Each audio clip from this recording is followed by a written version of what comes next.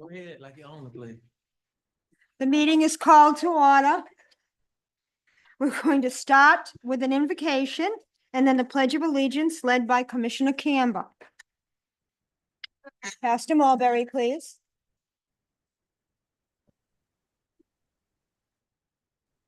Good evening, everyone. Father, we thank you once again for another day. We thank you for your goodness towards us. We thank you for how you blessed us to come together once again at this time of session. We pray, God, for the wisdom, for the courage, and for the insight in what to do in this meeting. We pray, God, your hand will rest upon us, that you will bless our mayor, city manager, bless involved.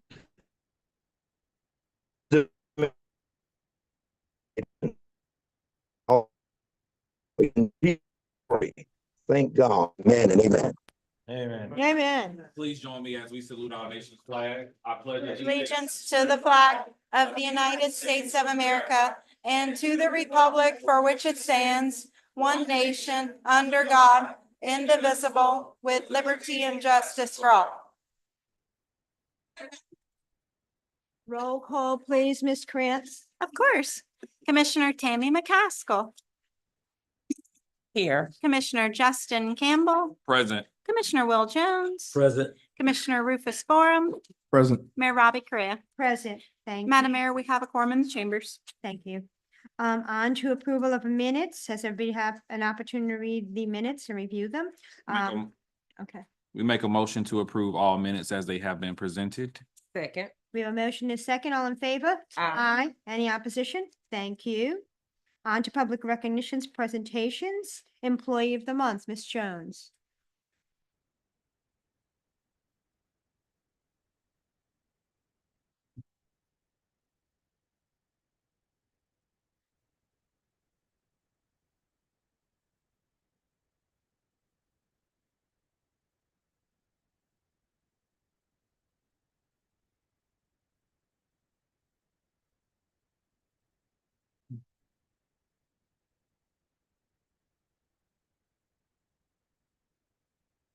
Good evening, everyone.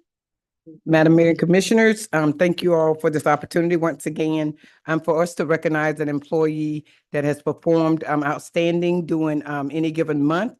And our nomination and winner for our Employee of the Month in the spotlight is Officer Brian Bowers.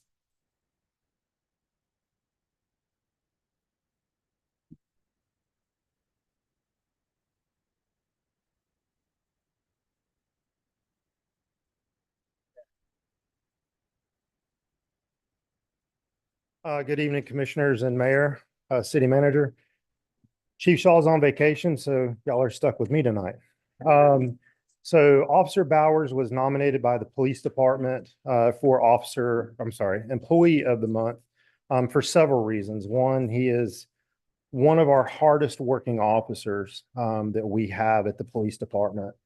A lot of times you have to call people and say, hey, can you come in and work? With Brian, it's totally different. You have to say, hey, it's time to go home. So Brian is just very, very hardworking. He does a great job with all of his investigations. He turns everything in a timely manner. I mean, you just can't ask for a better guy. He trains. He's only been with us for right at a year, and we already have him as an active field training officer. He just does an outstanding job, and that's why we put him in for this award. Thank you, Brian.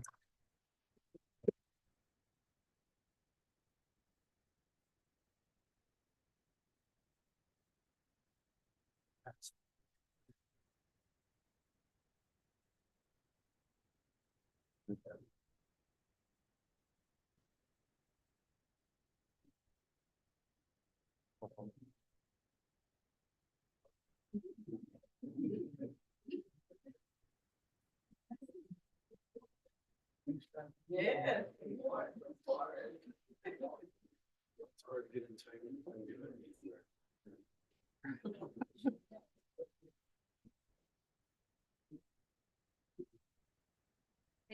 Hold on 1 second, Peter. We gotta get permission. There we go. It's all good.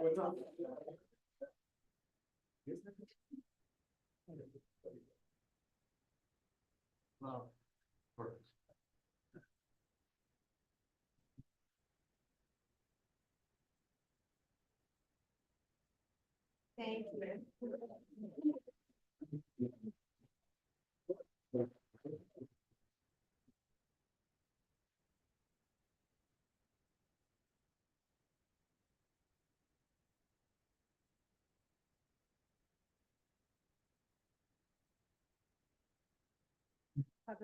Recognition, Ms. West. Yes, the legal department would like to recognize this certificate of internship for our legal intern, Joe Andracchio.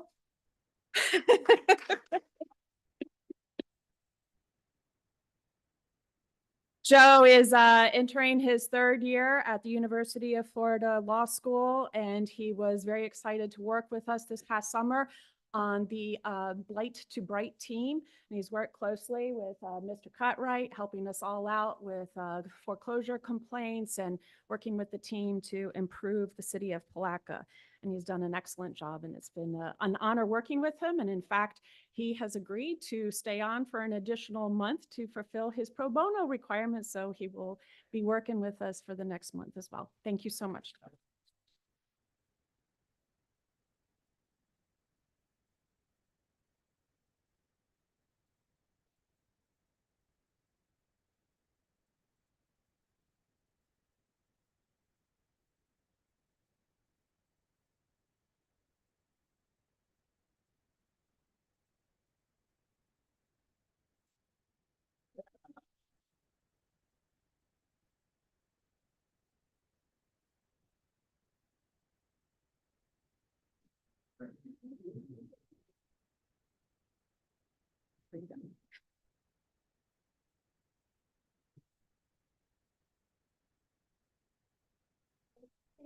Administrative reports.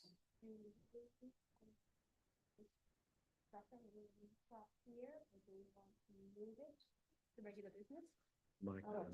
Turn my mic off. All of that for nothing. River Center land swap notifications. Do we want to keep this in the administrative reports or place it under regular business? Madam Mayor, I believe we still need approval Okay. of the minutes. Okay. No, we did that already. We did that. We Okay. Thank you. Missed that. In terms of the legal department, River Center land swap notification and deadlines, we respectfully request that the commission make a motion to move this down to regular business. Make a motion that we move this down to regular business. And also under administrative reports, I have been in touch per one of the commissioner's requests with Ms. Erdely, and she has also requested under regular business a consideration by the city commission for direction on investigation. Thank you. So. I'll make the motion that we move the land swap down to regular administration, as well as that we have discussion with regards to the investigation and Investigation or sons? sons. Second. We have motion is second. All in favor? Aye. Aye. Any opposition? Thank you. Any other city manager and administrative reports? No, Madam Mayor. Thank you. With that said, I'm going to open the floor up to public comments. Please keep your comments to 3 minutes and provide your name and address for the record. We do have a couple of cards. Sam Deputy.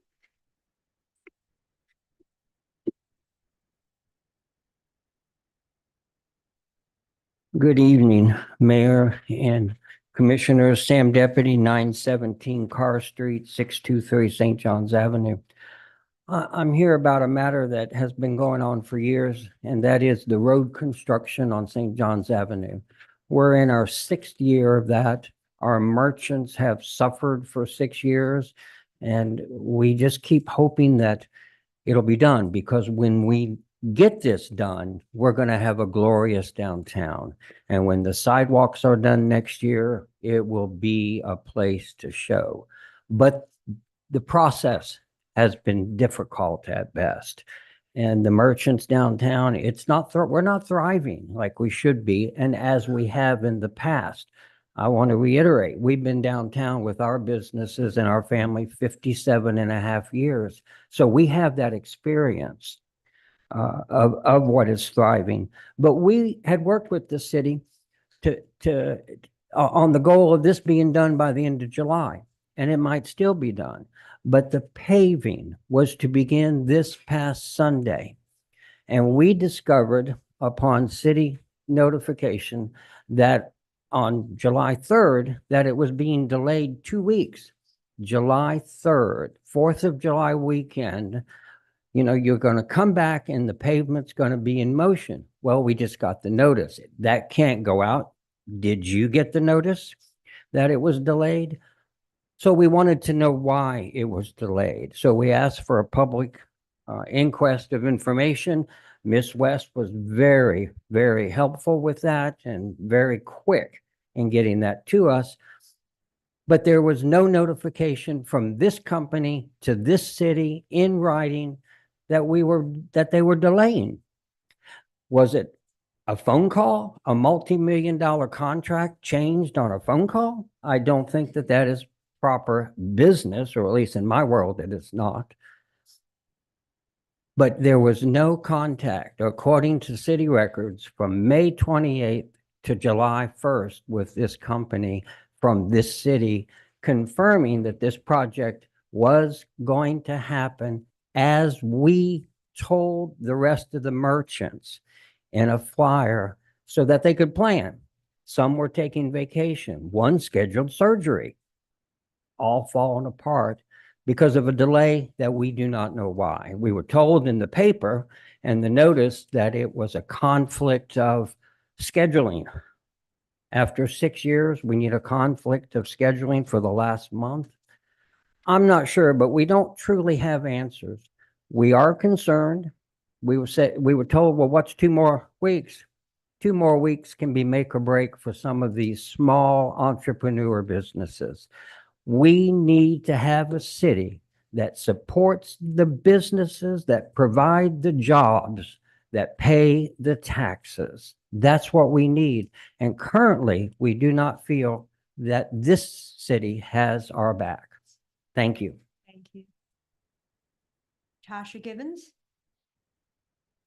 Ms. Givens?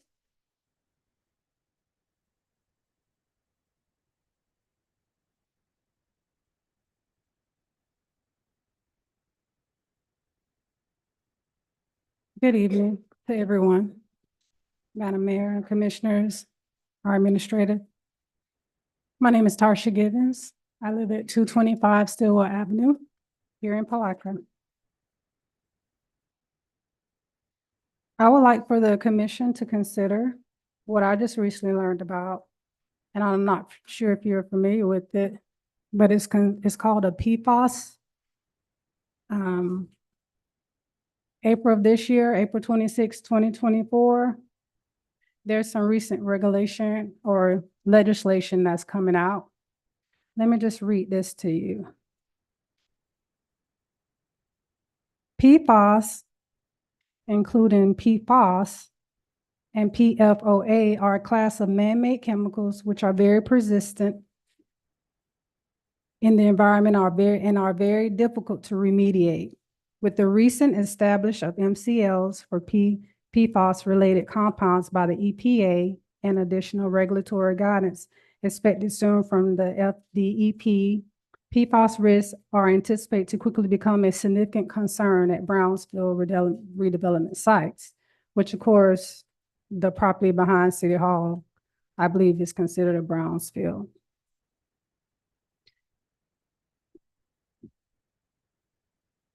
With the latest redevelopment challenges related to PFAS from both a technical and legal standpoint, as the federal and state FDEP requirements continue to take shape, I'm asking that our commission, our city, consider this when you're considering the land swap.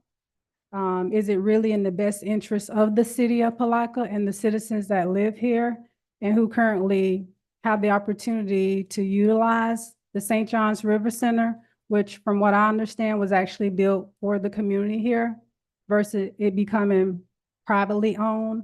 But there's also some more legislation that's actually coming out concerning PFAS.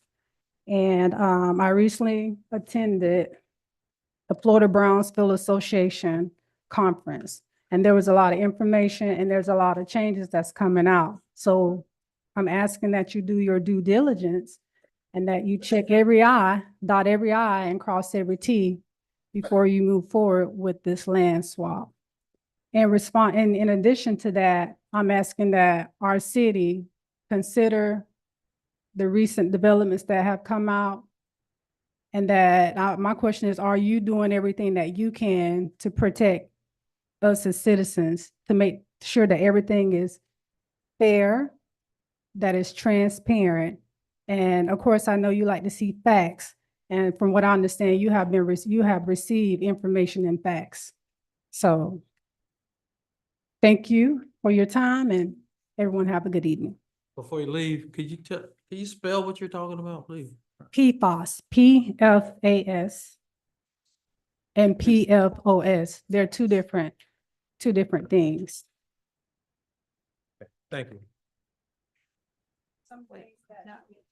Wait a minute, what's two different things? What's two different things? Okay, PF. One is called PFAS. Yes, ma'am. The other one is called PFOA. And there's one more, hold on. PFAS, PFOS, PFOA. And there's some recent legislation that just came out April 26, 2024 and May 8th of 2024 that you would need to consider. You don't want to be stuck with something that you won't be able to remediate. Thank you. Any commission and staff response to these concerns or questions? Yes, Madam Mayor. Currently the regulation with respect to PFAS, which is also more colloquially known as the forever chemicals, you may have heard of this. That regulation has been challenged in federal court. We are watching that closely. Also, Palaca is a plaintiff in a class action lawsuit related to PFAS. And I would like to also just acknowledge the very hard work that has been undertaken by Chief Taylor in ensuring that his employees are being protected from these forever chemicals.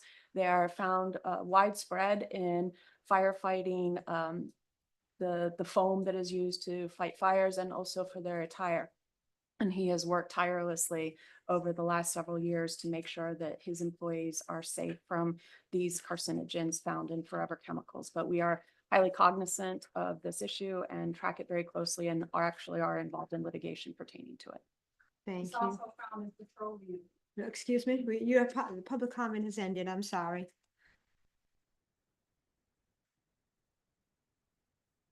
On to the consent agenda. Is there any items to be pulled? I've been asked to pull D. Hold on. Okay. The consent agenda. Madam Mayor, Yes, when you say pull D, remove it from the, it's being pulled for the time being. Mr. Cartwright can speak more to that. But the applicant has requested be pulled and brought back at a future date. Okay. Basically. I just wanted to clarify, not pulled for discussion, but No. pulled, removed from the agenda. Pull A for discussion.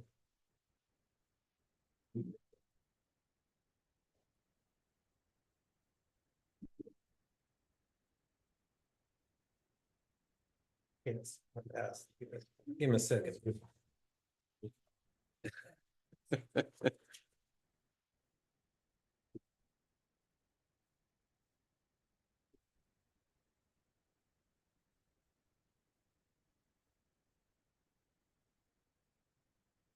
Want my glasses? Okay, for discussion.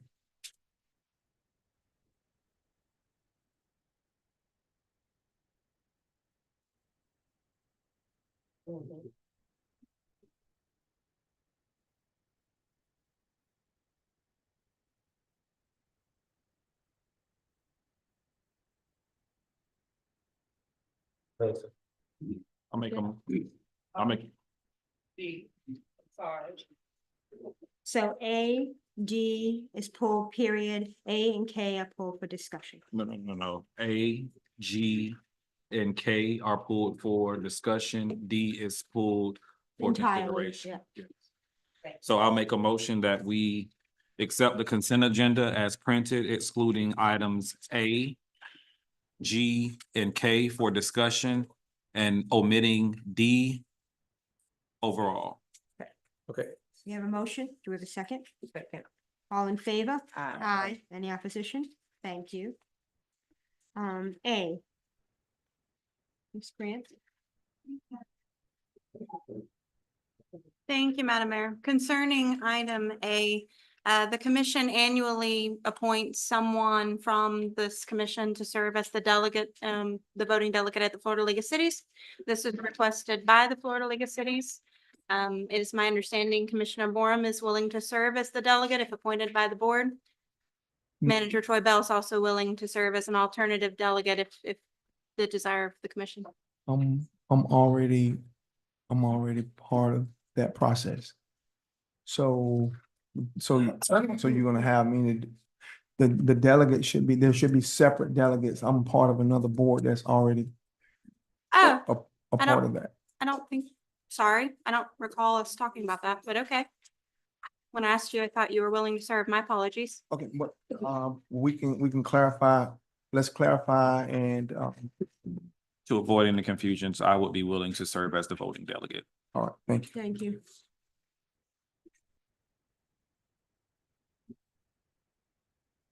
Is there any more discussion on this? Go ahead, Commissioner don't want to- Jones. I think we can have a different discussion. I don't want any confusion. Okay, thank you. Do we have a motion? Motion to accept consent agenda item A. But we can't accept that motion. We would have to create a new motion, being Okay. that this was a recommendation for Commissioner Board.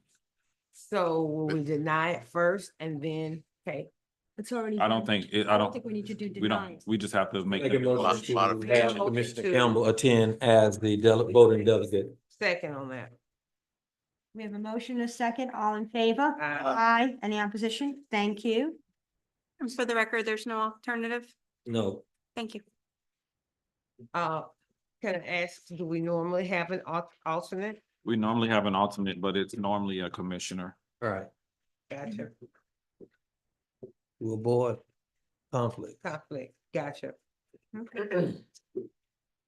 D, not D, excuse me, G, Ms. Krantz?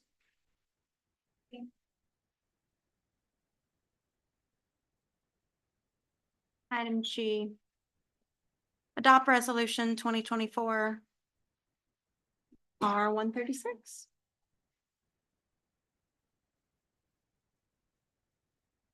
A resolution of the city of Palaca authorizing the Palaca Police Department to expend funds in amount not to exceed 33,000 to upgrade and replace current firearms and handguns, providing for scrivener's errors. I clarify this, I pulled it, I said D, but you okay, G, and I didn't want to stop it. So I don't have any questions about trading of the weapons. I pulled you. I Oh, pulled you did? G? D, I know, and that's what I was gonna pull too, but he said G. okay. Somebody else said G. Someone else did? No, G? What to clarify, I For did. the record, D has been requested to be removed off the table all the Right. way. Right, we that. G would be the one with the Palaca Police Department. G. And I don't have any questions in reference to the weapon swap or change in purchase. However, I do. Okay, yes, ma'am. So let's just Just, if you can kind of just give us a gist of what's going on and. He don't have his glasses, y'all. Bear with him. So the reason that we've added it to the commission agenda item, as a commission agenda item, is because it exceeds our $25,000 per our procurement policy. We're at 33,000, and that's why we brought it forward. Thank you. Oh, it says, and to spend up to Yes, $33,000. Yes, ma'am. And then the purpose is twofold. One, we're getting close to an area with our current firearms where we're going to need to start replacing springs, firing pins, things of that nature. And the other is right now, the value of our current firearms is relatively high for trade-in value. And we were going to look at doing this item for the upcoming fiscal year, but waiting another year, we would lose a decent amount of money in the trade. So we felt it best to do it this year. The money was in the budget. So we're going to do the trade with the approval of the commission this year, along with the purchase. Okay. You Thank okay? you. Any additional questions? Assistant Chief Newcomb? Sorry for the confusion. That's okay. That's okay. Do we have a motion? Motion to approve. I second. Second. We have a motion in multiple seconds. All in favor? Aye. Any opposition? Thank you. On to K.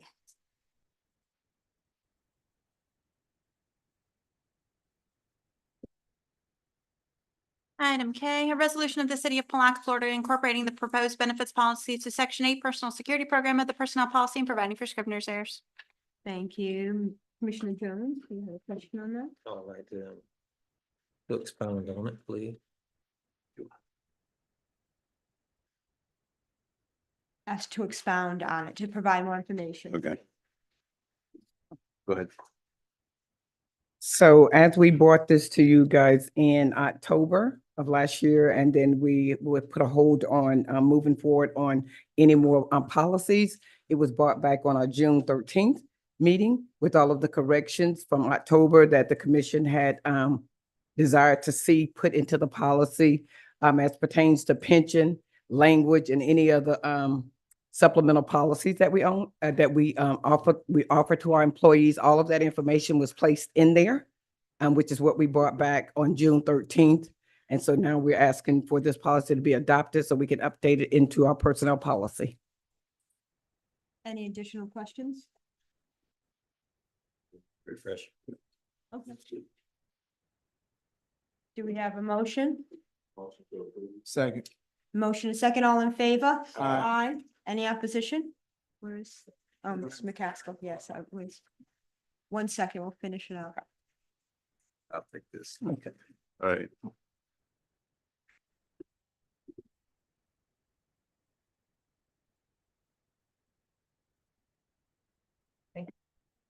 We have a motion to approve K in a second, and Ms. Jones gave additional information as to why, refreshed the memory as to why it was on, the resolution was here again, which was that we had discussed this in October and again in June. And Okay. it's been amended. So Okay. we have a motion, a second, all in favor? Aye. Any Thank you. opposition? Thank you. Thank you. On to regular business, A. Mayor. Yes. If I may, before we go into regular business, I would like to make it known publicly that I will be recusing myself from item B and C for discussion and direction as I serve on the board for Palaca PAL and I serve on the board for the Lee Conley House. So I would omit any comments as well as a vote to ensure that there is complete transparency. Thank you. And fill out the form as required. I will have it. Okay. A, Mr. Bell. Thank you, Madam Mayor. Sorry, Ms. McCaskill, go ahead. I'm not sure if when we recuse ourselves, is it required that we remove ourselves from the room? It's a good practice. I don't know if it's a Okay. requirement. Mr. West I'll can gladly answer that. remove myself.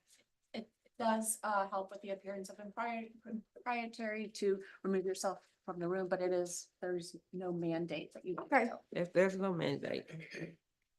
But we're on A, so Mr. Bell. Yes, thank you, Madam Mayor. So we are at the point to renew our contract with the Department of Correction for the services that they provide. And our city attorney has developed an addendum that I think will address some of the concerns that we have about working with prison labor.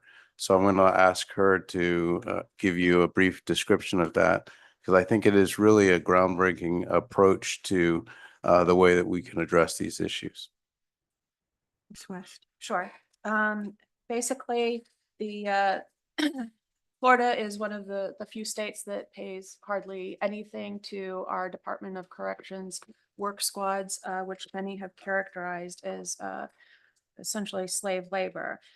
This particular addendum to this particular contract would essentially provide a benefit to no cost to the city and really no cost to the state of Florida Department of Corrections by providing for criteria for those inmates that do work for the city of Palaca for a set number of hours.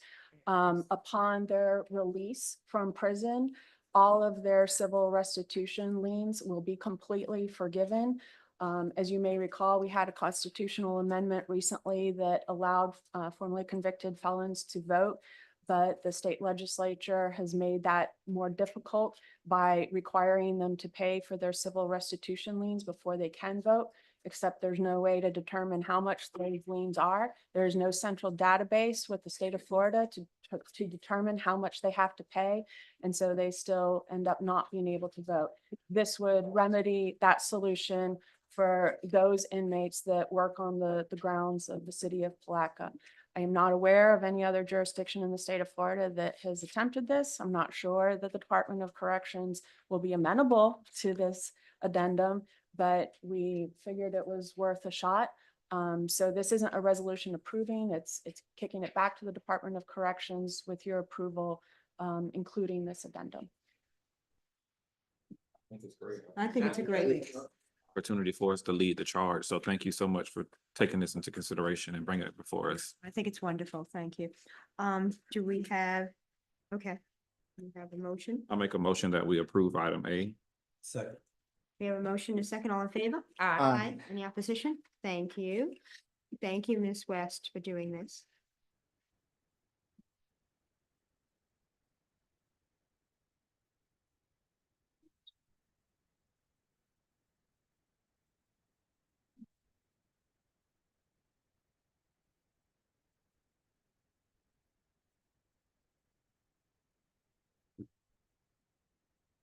Ready to move to the next item? Okay, B.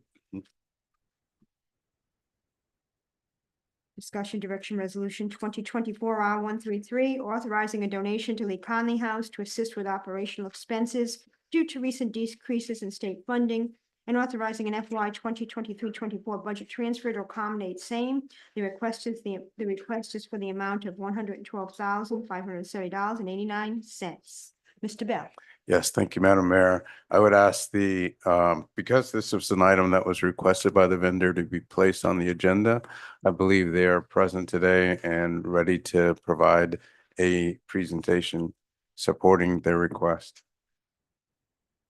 Thank you. Ms. Slavin, if you give your name for us. Madam Mayor, please. Good evening.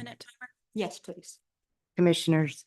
I'm glad to see that you each got a copy of this, so I don't have to go over it in so much detail. But to give a little bit of, I'm sorry. To give a little bit of background, we are approximately 50% VOCA funded for our budget year. And in the past 2 years, we've lost $250,000 in federal funding. Last year, or this year that just wrapped up, we were able to pull together some additional funding. We had some reserves put aside, and we were able to muster through the year. Unfortunately, this year we took an additional cut, and these are due to federal cuts, nothing to do with any of the services. These are federal across the board. And though I did reach out and I did apply for every opportunity I could, I raised an additional $90,000 to supplement the $250,000 that we lost. However, that's simply not enough to keep the services at the level that our citizens, our survivors deserve. So I'm asking, I've been a part of Lee Conley House since 2004. As far as I know, we have never come to the city for funding. However, this year I think that the survivors in our community deserve to have 24-hour shelter coverage. And I hope you will partner with us to make sure that that happens. Thank you. Does anybody have any questions of Ms. Slavin?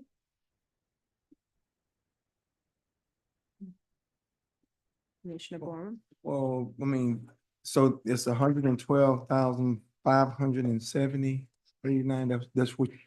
Correct. So what we did is we lost 5 positions. Just from the get-go, it takes 5 advocates to run the shelter, and that's with no one getting a break. And that does not include our outreach staff. We lost 5 positions. Again, I was able to write some grants and pull in some additional funding, but this $112,000 would cover 2 positions and then help with putting some food on the table also.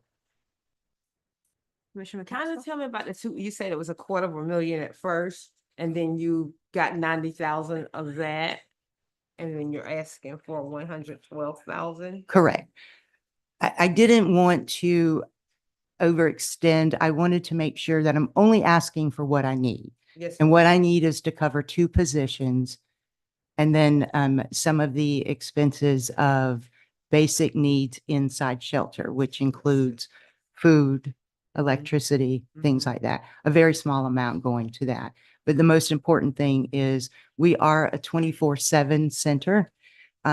Therefore, it is a requirement that we have at least 1 staff member there at all times. Yeah. And that takes 5 staff members. What is your total budget? Just over $1 million. And then one other question, so this is what you want from the city, but have you approached the county at all? Yes, the county supports us every year. It's not a lot, but they have, again, I've been here since 2004, and they give us, we are always in their ongoing budget. Like $10,000. $10,000. Yeah, it's not So a that's- lot, but If it it's is 10,000 a year, consistent. that's 10 years, I mean, almost 11 years.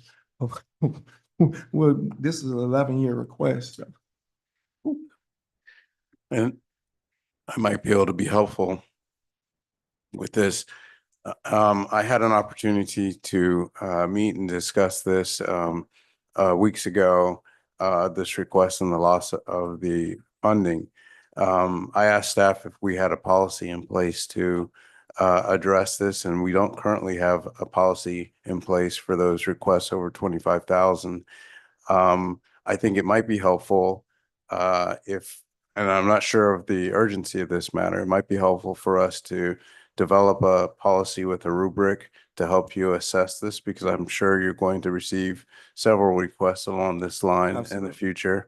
So staff is already poised to begin developing that policy with a rubric, and we can bring this back to you at the next meeting, if that's at the pleasure of the commission. I think that's a good idea. I mean, we value what Lee Conley House does, and we now also have a request for PAL coming up. All of these services are highly needed in this community, but as a city, we need to have a policy. We're not a wealthy city, and we need to kind of figure out how to do this fairly for everybody, but yet be a part of the community and a good partner. So I think a policy would be very helpful. Absolutely. Well, we do have a policy in place as it relates to, Procurement in general. oh, That's it. It's just you're general. calling it procurement. Yes. Okay, we were doing like donations, and we had something written up through Don Holmes when he was in place, so. Okay. And I do know that there is a line item for contributions to special events that each of the commissioners has. Okay. All right, but this is a. Right. Okay. Anything else? No, I don't think so. Anybody, any other questions? Excuse me. Oh, no, she's cold. That wasn't what it was. Thank you. Mhm. C, Discussion direction resolution 2024 R138, authorizing a donation to the Palaca Police Athletic League, PAL, to assist with the Palaca Teen Summit and Youth Directors Conference, and authorizing an FY 2023-24 budget transfer to accommodate same. The request is an amount of $16,000, and we did request you return and give us information, so thank you. Yes. Hello, Commissioner. My name is Lolita Thomas, 2406 Lee Terrace, Palaca, Florida, 32177. So thank you all so much for this opportunity to just present to you. Palaca PAL, as most of you know, is the oldest and largest crime prevention program in the United States. We are a member with our state PAL and our national PAL to try to help this crime prevention with our youth. So what we do each year and every summer, we offer the kids the opportunity as they work through the mentoring program, participate in all of our other programs, afford them opportunity to attend youth conferences during the summer. There's two conferences. One is a teen summit, typically is held in Washington, D.C., but this year was held in North Carolina. And then another youth conference that's held down, Youth Development Conference, ran by the youth themselves, that's held at Disney. So I went way over my presentation, but you all have the presentation. So what the ask is for us to be able to offer this opportunity to them. So my request is really a reimbursement because the funds already had to be expended for these youth conferences. So it's just a reimbursement of some of the funds that we've had to put out for the conference.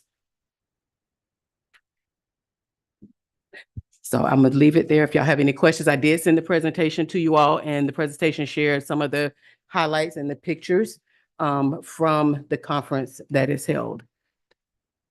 Does anybody have any questions, Ms. Thomas? Look like Mr. Bell does. Madam Mayor, Yes, go ahead, Mr. Bell. Commission had directed staff to identify possible sources of funding when this was discussed before. And we did identify, since this request is less than 25,000 item in the American Rescue Plan funding that would be appropriate for that. And under the educational category, you do have the availability of funds to utilize from that category if you deem this to be appropriate. And what were the funds available in that again? 40,000.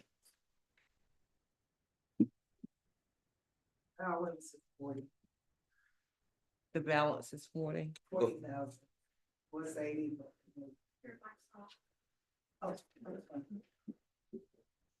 The amount available as of this moment is 40,000. Okay, and while we're on that, we still had that one budget line item for, this is separate, but I want to see how we can put it back in, Bless to you. at least try to entertain that. For the funding for the youth, not euthanizing pets, but Spay and the neuter. spaying neuter. Mhm. We still had that funding line Mhm. for the animal control. Yes. So I would say use that funding, animal control, you put that funding back into that, and we can probably shift, you make better use of those funds from the ARPA funds. We can be a little Understood. bit more flexible with those. They just want to put that on the table. So it would require a motion by the commission to allocate those funds if you deem it appropriate from the educational Would require a motion. right, Motion to, to fund this request. This PAL, the PAL request, we're on the Okay. PAL request. we're gonna take funds from, ARPA. From American Rescue. okay, I'd like to make a motion that we move funds from the ARPA funds to facilitate the police athletic leagues on request for them. I second. Second. We have a motion, a second, all in favor? Aye. Any opposition? Hold Thank on, you. in the amount of what? The, not to exceed, Not to exceed- 16,000. not to exceed 16,000. well, say it was 16 and change, wasn't it? Or was it? That's 16,000 right here. 16,000. Okay. 16,000. Commissioner, can I also make sure I understand that that 10,000 that's, For the that was office. previously there for the animal, we put that back where it was, or? That was what you. That was the director from Commissioner Bourne. Right. Right. but Yes. We didn't vote on that. That was a Right. suggestion. Just a suggestion. Thank you. That was for the, animal Animal. control. Animal Right. neutering, yeah. Okay. It was a It's on- suggestion, but there wasn't a motion. So I motion to put the 10,000 back into the animal control. Okay, thank you. Second. I have a motion, a second, all in favor? Aye. Any opposition? Thank you. All right. Thank you, Next. Commissioner. I appreciate the support and just want to let you all know there will be a community back to school event on August the 3rd. A lot of our business partners are partnering with us to host that event. Last year, we gave out 700 backpacks. This year, we've had 960 backpacks donated. So we're continuing to work to get the supplies needed. So any organization is offered the ability to participate with us and provide information to our community. There will be a food giveaway as well as a clothing giveaway at the same time. So thank you. August Thank you. 23rd, located. August 3rd. Third. It will be August 3rd at 1414 Bronson Street at the Calvary Family Life Center At what time? from 11 to 2. Thank You're welcome. Thank you, Ms. Lincoln. Thank you. Let Miss Commissioner Campbell get back up here. And next we'll discuss the land swap. Mr. Bell. Thank you, Madam Mayor. I'm going to ask the city attorney, based on the memo that she provided, to present on this item.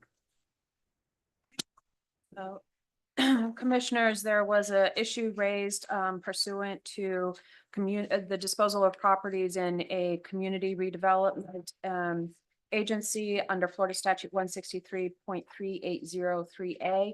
There are two different provisions under that statute, subsection 1 and subsection 3. There's only one case law on point. The city of Tampa somewhat took the position that I had in my interpretation. However, they were overruled by the second DCA in 2020. And so in an abundance of caution, since that overruling basically takes precedence over the Attorney General opinions that we were relying upon, in an abundance of caution, I am recommending that we go ahead and provide notice for proposals for the acquisition and the revitalization of the St. John's River Center in order to avoid what I perceive to be a potential threat of litigation. And so that would be advertised for a 30-day period. And that is my recommendation moving forward. And I do believe we have Mr. Douglas here, who I have confirmed with regarding the city's position on this particular statute. Mr. Douglas, yes. Good evening, Madam Mayor, fellow commissioners, Mr. Manager, and Madam Attorney. I just want to say thank you for the workshop earlier in the week, and it's great to be back with you again.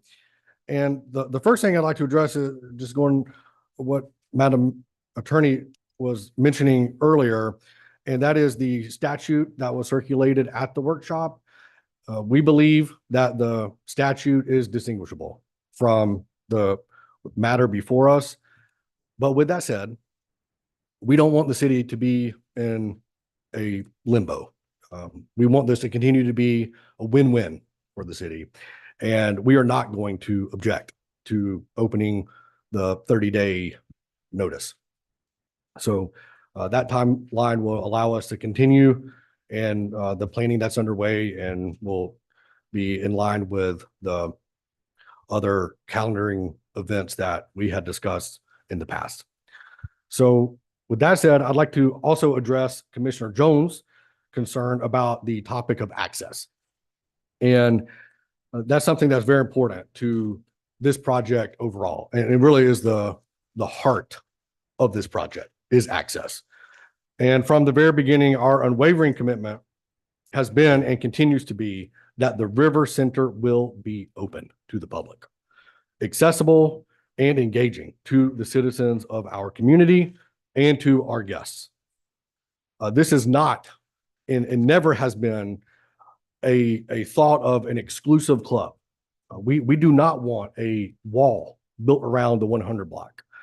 We want to tear down walls, literally and figuratively, to let more people in. We want more traffic. We want more tourists, locals. We want people to come and stay and linger. Under no circumstance do we want exclusivity or any type of barrier to be built around the 100 block or the River Center. In no way has that ever been a thought. And right now, the River Center is open with its current operating hours, and our commitment is to make this building more accessible than what it is currently. And that's something that is very important to us, that we will continue in the planning and the feedback and the input that we have received from commissioners, and how we can make this project the best it can be. In addition, there was a question about events. And I just want to reaffirm the weddings, socials, other gatherings at the River Center will still be an integral component of the River Center. Again, we want more people, not fewer people downtown.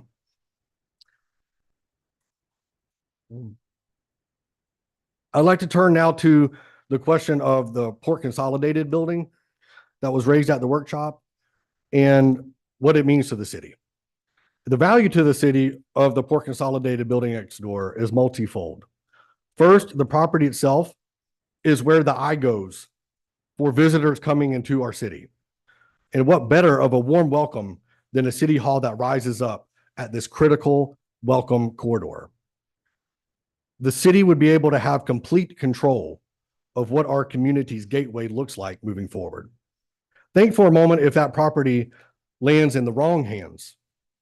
Are there other revenue generating options for Port Consolidated? It doesn't take too long for the mind to imagine a different private party who sweeps in and sets up shop at Port Consolidated with an unsavory use or an absolutely inconsistent use with what any of you or any of us in this room would want to see as you reach the crest of the Palaca Memorial Bridge. The good news is that opportunities like this only come once in a lifetime. And the building will support a state-of-the-art board meeting room that considers technology, functionality, and safety. The bones are good, and there is ample square footage, and it just received a brand new $150,000 roof. And we do have in 48 hours, you can only do so much, but we tried our best to be able to show some potential renderings here of what the existing Port Consolidated building can look like. Again, the structure itself would remain identical. All of the walls, there would be potential for an exterior facade upgrade. And then in the interior of the building, using the existing walls, existing rooms, be able to have some greatly improved board meeting space. Thank you, Mr. Douglas. We did want to focus on the issue on the agenda. We appreciate that they're beautiful, but we want to, Yes, ma'am. yeah. I'll keep moving forward. Yep. So thank you. And then also from a numbers perspective on the perpetual valuation analysis, I would ask for you to remember that there's an important topic of staffing that is included in that financial analysis that Ms. Rhonda Odom prepared as an independent CPA professional. And she is an expert that has considered all of the factors and importantly, the staffing implications and calculated the very real overhead factors of that staffing. And then finally, the benefits of assemblage is something we talked about as well at the workshop. And that not only applies to the 100 block, but also assemblage applies for the city as well. And perhaps even more so on this side of the street. Bringing together the Port Consolidated property, current City Hall, and the City Hall Annex allows you to have the space and an L-shaped footprint that could be sold for a major development project if you choose to go that route. And then the final question that was brought up in the workshop was the matter of a right of first refusal. And if that is the will of the commission, certainly agreeable to that as well. So in closing, I just want to say thank you for your leadership and your commitment to Palatka, as well as that of your incredible city staff. And they have been instrumental as well in ensuring that we move our community forward. And we are proud of the legacies. All of us can be proud of the legacies that we will leave behind. And we ask for your continued leadership tonight to promote progress. Thank you. Mr. Douglas. Based on Ms. West's recommendation, I think we need to move forward with the notice for proposal for the recommended the 30 days, just to ensure that we are in compliance with that, so that in the future, whatever the decision is, ultimately that it is one that is solid and it does not come back to haunt us in the years and days to come. So that would be the first request, that we move forward for that proposal. Second. that was a motion? Okay, we have a motion and a second. All in favor? Aye. Any opposition? Thank you. On to, we need emergency motion to add two other things to regular business. I make a motion that we add to, as an emergency item, the investigations as a result of a recommendation from our labor attorney, Miss Susan Elderly. Okay. We have Do we have to second. specify?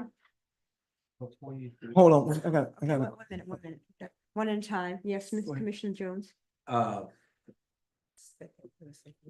I think we may be forgetting.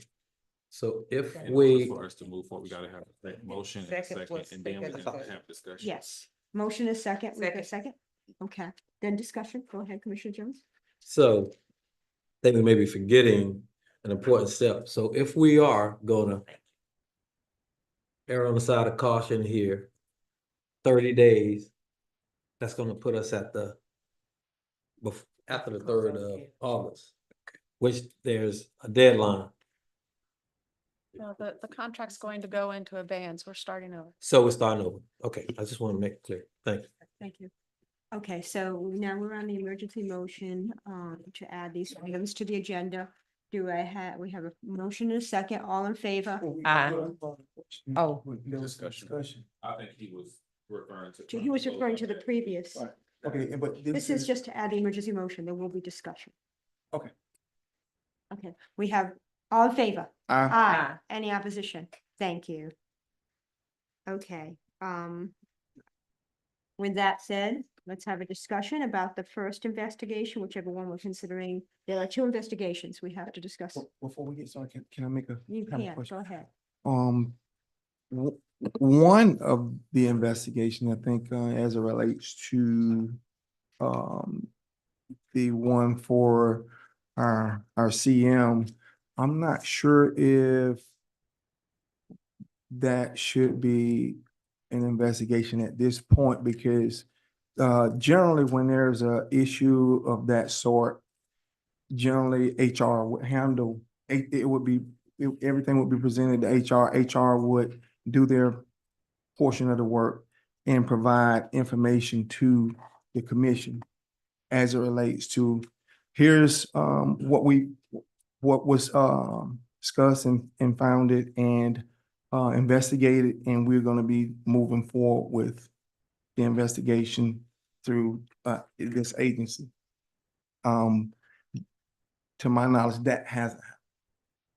So I'm not sure if that would be the proper thing in my opinion.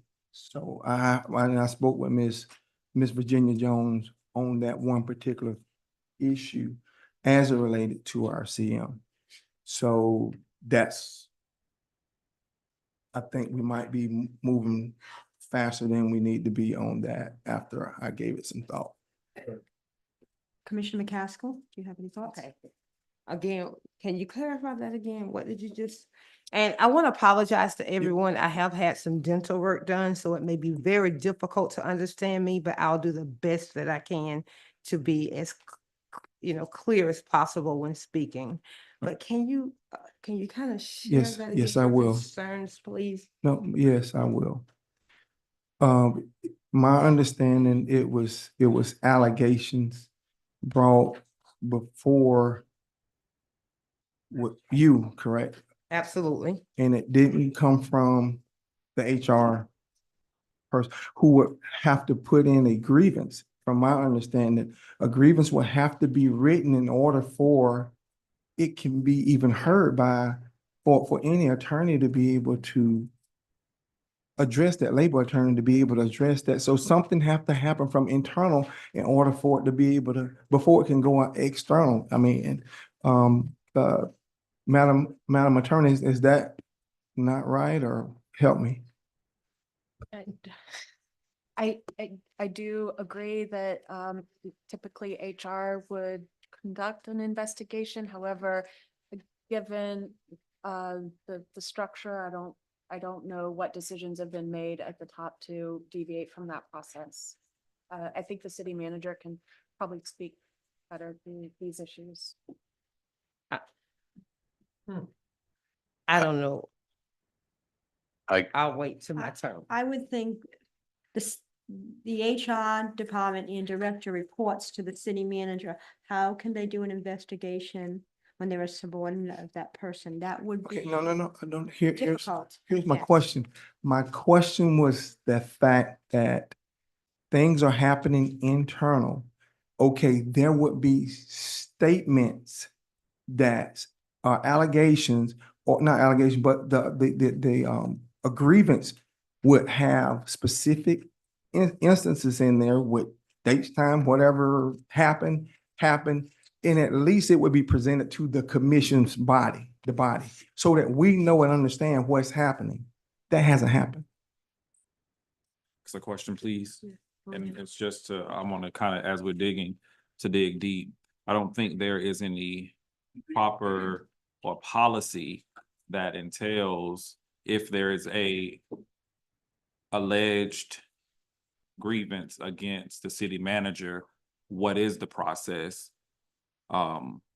Generally, if there is a grievance against a city manager or let's speak of just an organization in general, they don't have to go to HR. They can go to a member of the board of directors.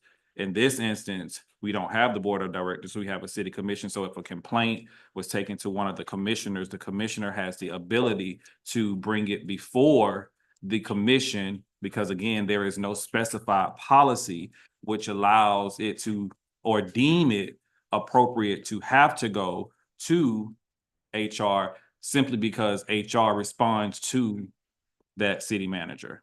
So again, in order to avoid any discrepancies or potential flaws, if a person brings it to, again, this is in the instance of a city manager, that if they bring it to a member of the commission, that we have a duty to bring it to the forefront of our commissioners, and then we have the ability to investigate or do what we have to do. Does that sound almost? Yeah, I'm a little confused if you're talking about the assistant city manager or the city manager. In the case. City manager in this Okay. case. Which I don't even feel comfortable with you even addressing. Yeah, So I don't, yeah. that's why So- I asked Ms. Erdely to weigh in. that's and why I don't come even, out of this. I don't even feel comfortable with her, with The same with addressing. HR. And in both instances, I don't feel comfortable with them being put on the spot to address this. That's why the labor attorney we have on contract is contacted for direction. I certainly understand that, but my issue with that was that generally the body would know what is going on. And again, that's why in the last meeting, myself and another commissioner on the board did not know what was being put before us that we were voting on. And that's why in the past, there's always been, all right, here's some things that's happening as it relates to any grievance or whatever issue that may be going on with the city. And we understand and know what's going before us before we just hear it. in this format. That's all I'm saying. And I, Commissioner McCaskill, But go ahead. go ahead, Mr. Did Bell. you want to say something first? just quickly, the question came up as to whether or not there was a policy or in place, and I want to make sure that we address that. And if there is a policy or not, everyone, all these are all valid points, and it doesn't have anything to do with me except to say whether there's a policy in place or not. I can tell you that there is no policy because I was the one who brought it up one time before in the conversation as we were talking about policies and procedures, because I went through the same thing with another organization that did not have a policy for the executive director who was receiving a grievance. Hence, we had to create one. And as a result of that conversation, I brought it over to the city of Palaca because I did not want us to fall victim to that same thing. And here we are. Okay. With all of that said, what is the decision of the commission to moving forward in some fashion?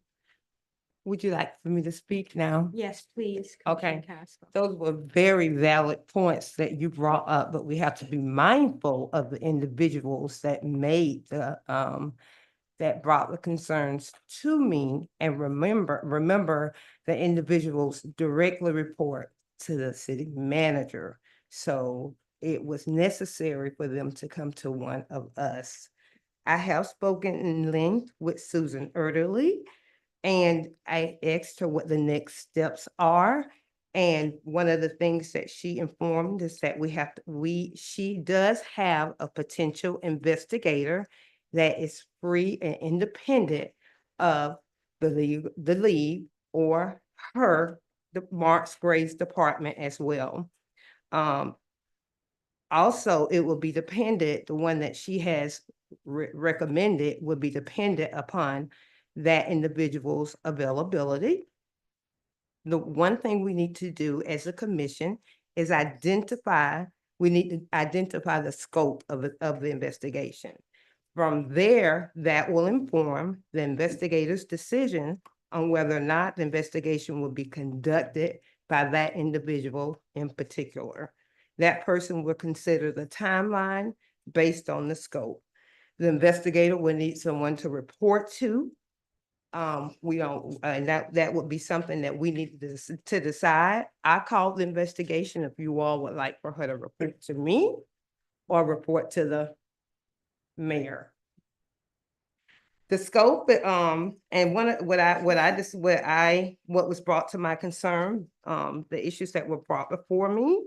The scope is whether we have whether a difficult work environment has been created as a result of the city manager's practices and what could be done about it. Our commission has already taken action by calling for an investigation, so we are good on that part. It is recommended that when we make a decision on what we're going to do, that it is important that we recommend that the investigation is completed before his probationary period is up, so that if the investigation's conclusions and recommendations include corrections or whatever, and guidance and support, he'll have that opportunity for time, and we are crunched for time because his probationary period is up in August. And it also gives time for the commission to review and respond to the results by the end of the investigation, so that we're not crunched for time. I am waiting. She has reached out to several. Now, just because she has recommended someone that she just knows, not like really good friends of. This person is out of Tallahassee. The one that she is recommending is an African-American female. She did not give a name. However, I am waiting to hear back from that person. So that's a starting point right there. And we can go from there and kind of have more discussion. Thank you, Mr. McCaskill. Commissioner McCaskill. Anybody else have any comments or thoughts? Okay.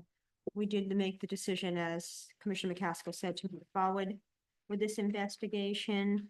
I think now we're tasked with determining the scope, which I think we would want to keep as basic as possible, which is to investigate whether or not there has been the creation of a difficult work environment by the city manager. I don't know if anybody has anything additionally to add to that.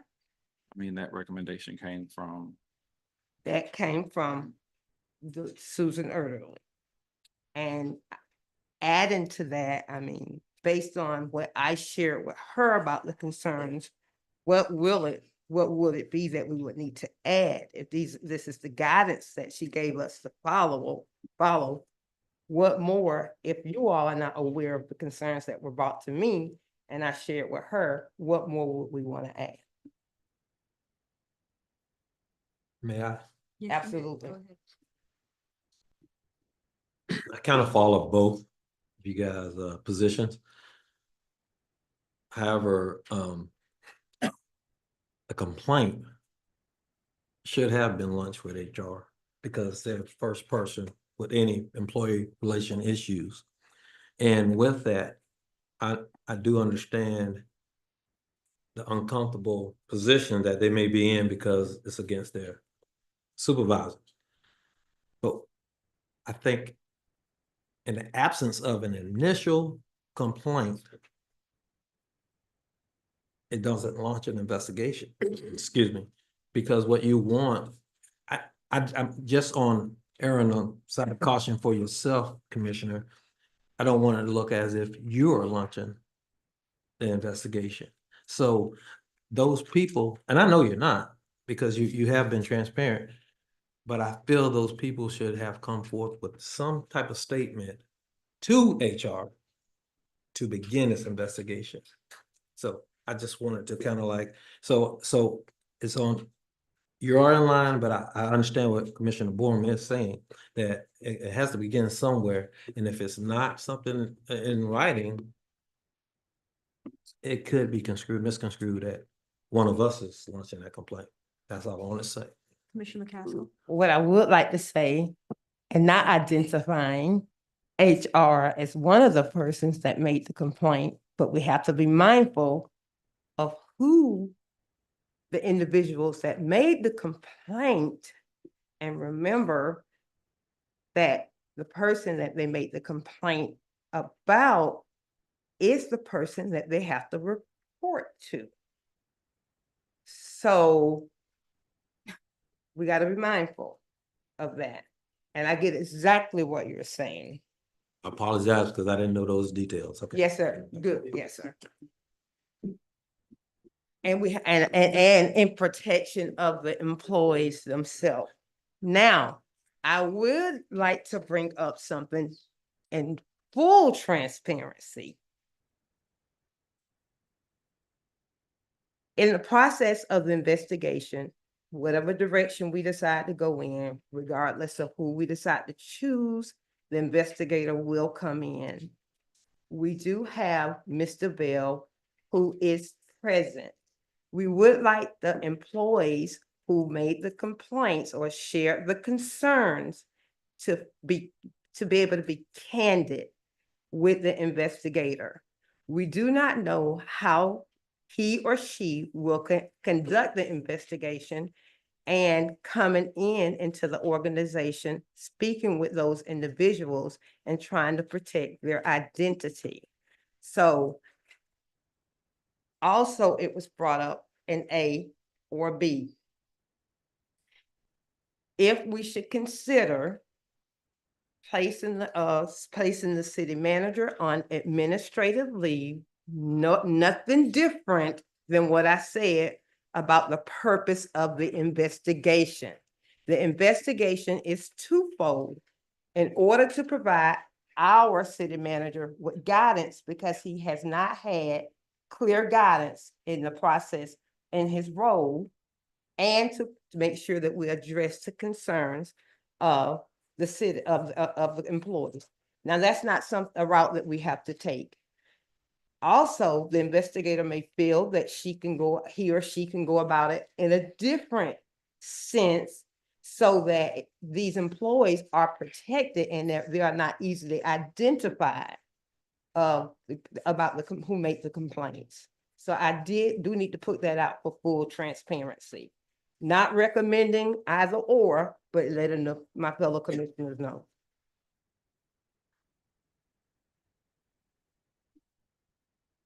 Also, keep in mind, we do have 2 investigations going, because we did talk about that. And we do want to make sure that whatever we do, that we are fair and impartial to both individuals that are under investigation. Go ahead, Commissioner Campbell. And she actually brought up a point that I was going to make with one of the recommendations that came before. That the administrative leave in the absence thereof, there is an individual that normally steps up. But that individual is one of the position. we're in the position of an investigation as well. So again, that opens up a door again for much needed conversation, but we'll be definitely put in a position if the 2 of our tops are not in a position, because if we put one on, we have to put both on. Absolutely. That was brought to my attention. So just full disclosure that I was asked to bring up. However, it's our decision. Now, I also want to talk about, and I don't know if I'm able to, the investigation that Mr. Bell is over, a recommendation, rather than putting that individual on leave, possibly, placing that person in another position. Before, just with respect, Okay, sure. can we close out Slow down this. one? Oh, I'm and sorry. Thank just you. so that we won't get to overlap, and I want. Great. Thank you for that, respectfully.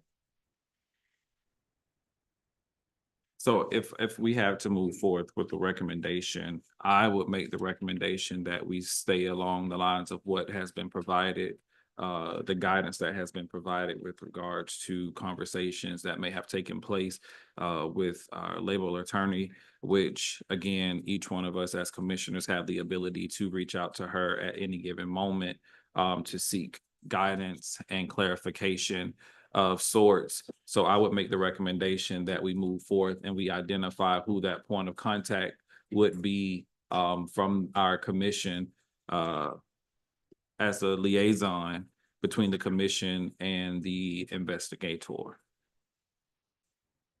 Okay, all right, we have a motion. Is that a motion? Well, But we he still have said to identify. Okay. I can tell you that because one of the things that she recommended, because I initiated the investigation or recommended it to my fellow commissioners, that I can be the point of contact, or you, but it's up to the commission. I do, in complete transparency, and if I'm wrong, I believe that I would not recommend the mayor because of the position of bringing Mr. Bell on and a vote that was cast. Yes. I would not want this to be, I agree. Thank you. I want us to Thank you. give an opportunity to be as fair, so I would not make the recommendation that the mayor serves as that liaison. I think it's fair to both parties, so that's fine. I agree with that.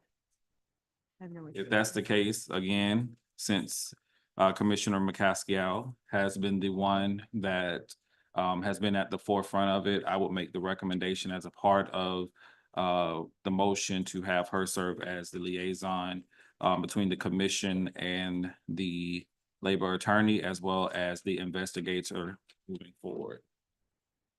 We have a motion. Do we have a second? Second. All in favor? Aye. Aye. Opposed?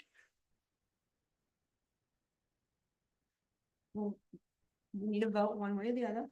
Opposed? Can we roll call it?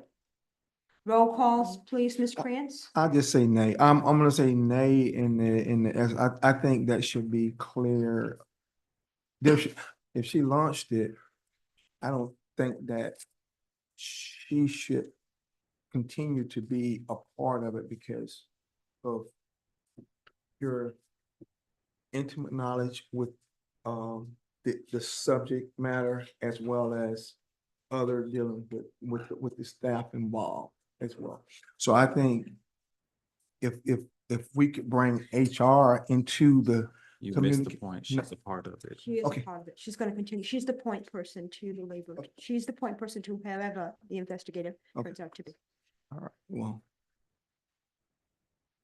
maybe that killed my. Ms. Kitchens, we have a couple of public And comments. that's good to ask these questions, because here's the thing, we have to be mindful with involving Right. any What- staff, department heads in this, because we're not sure who the complaints came from and Okay. protecting the identity of the staff. I can stay with that motion that was made. Thank you, sir. Sorry about that. No, I like you asking. Still need to do a roll call. Do you want me to? Go ahead. I can. Commissioner Tammy McCaskill, Yay. Commissioner Justin Campbell, Yay. Commissioner Will Jones,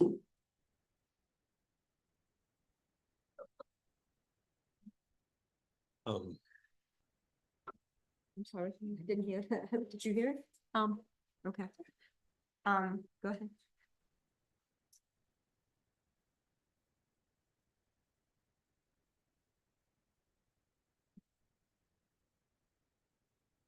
may I say something first? Yep.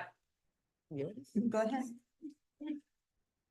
Along the lines of the mayor's vote for Mr. Bell, Ms. Erdley also did not recommend that we hire her.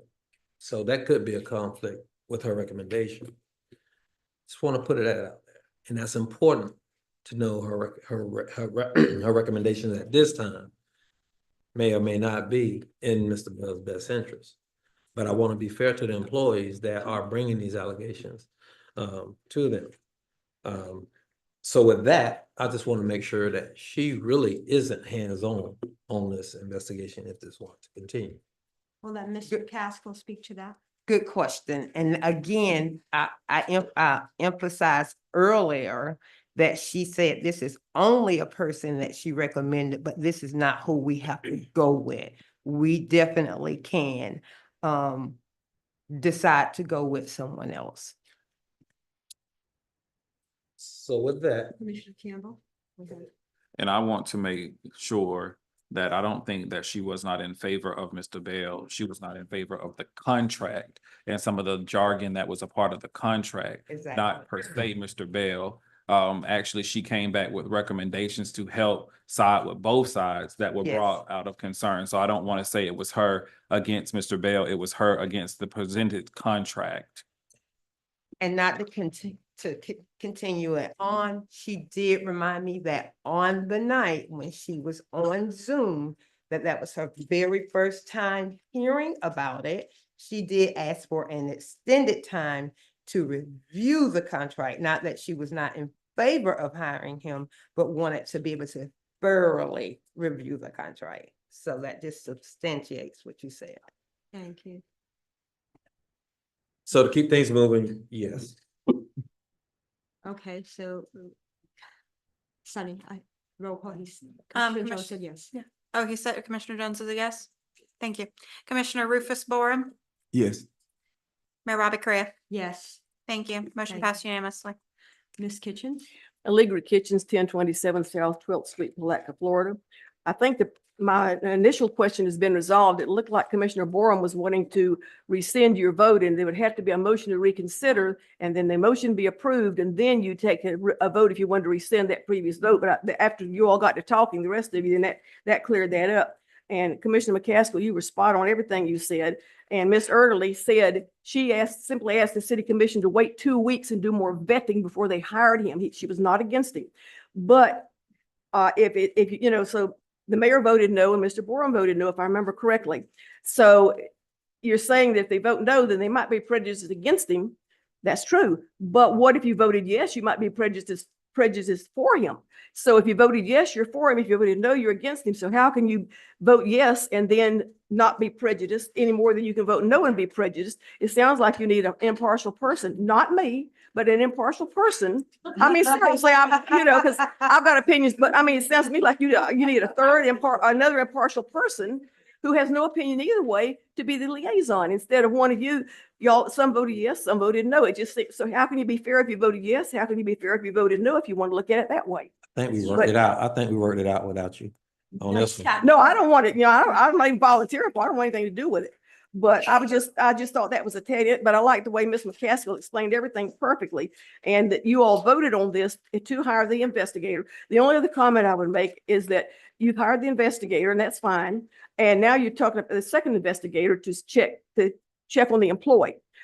I think that you would be well served to have the one investigator investigate both of them, because when you have another investigator to check on the employee, and then you have the city manager who's being investigated, being head of the investigation of his employee who's being investigated.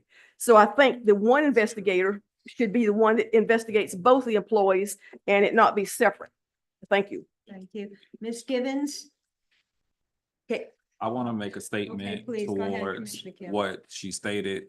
I want it to be known and I want it to be fair to Mr. Bell. Mr. Bell has made it clear that he wanted to bring in an outside investigator to work the case with regards to the employee. So I don't want it to appear that he would be leading the charge. You don't have to reapproach, it's fine. But I just wanted to make sure that we brought that to the forefront, and that's not, it's taken care of. Okay. You're 100% correct, Commissioner, and thank you. Thank you. Yeah, but it was said that they wanted Mr. Bell to be in charge of that private investigation. Thank you. Commissioner McCaskill? Also, that was one of the concerns that I spoke with Susan earlier about. And we want to make sure that the investigators that investigate have the institutional knowledge to investigate each case. So we want to be fair and impartial to both that are under investigation, and it may not, and we may not be able to get the same one. Okay. Also, if I may add, I don't know if this is the proper time. I just would like to address when we have, when we have individuals that come up to the podium, them and their behaviors at the podium. We have certain standards that we have to uphold and how we have to address our citizens, our constituents. And I think it's important that when you govern these meetings, that not saying that you don't, that you keep that in mind and get to know the behaviors of your fellow commissioners, because we do have an individual who comes up and takes charge in this meeting room. And I would like for you to please help us in the asset to try to govern the meetings accordingly, because sometimes when we speak up, we definitely are addressed and made reminded of how we need to address them.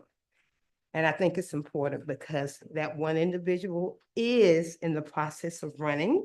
And I would like for that individual, I did talk with that person about how we are addressed as elected officials to make sure that if they were to be up here on this dais, to kind of practice doing a better job at addressing us as elected officials, so that if they do get this position, that they practice that so that they can talk to our constituents in a more tight manner. Ms. Givens?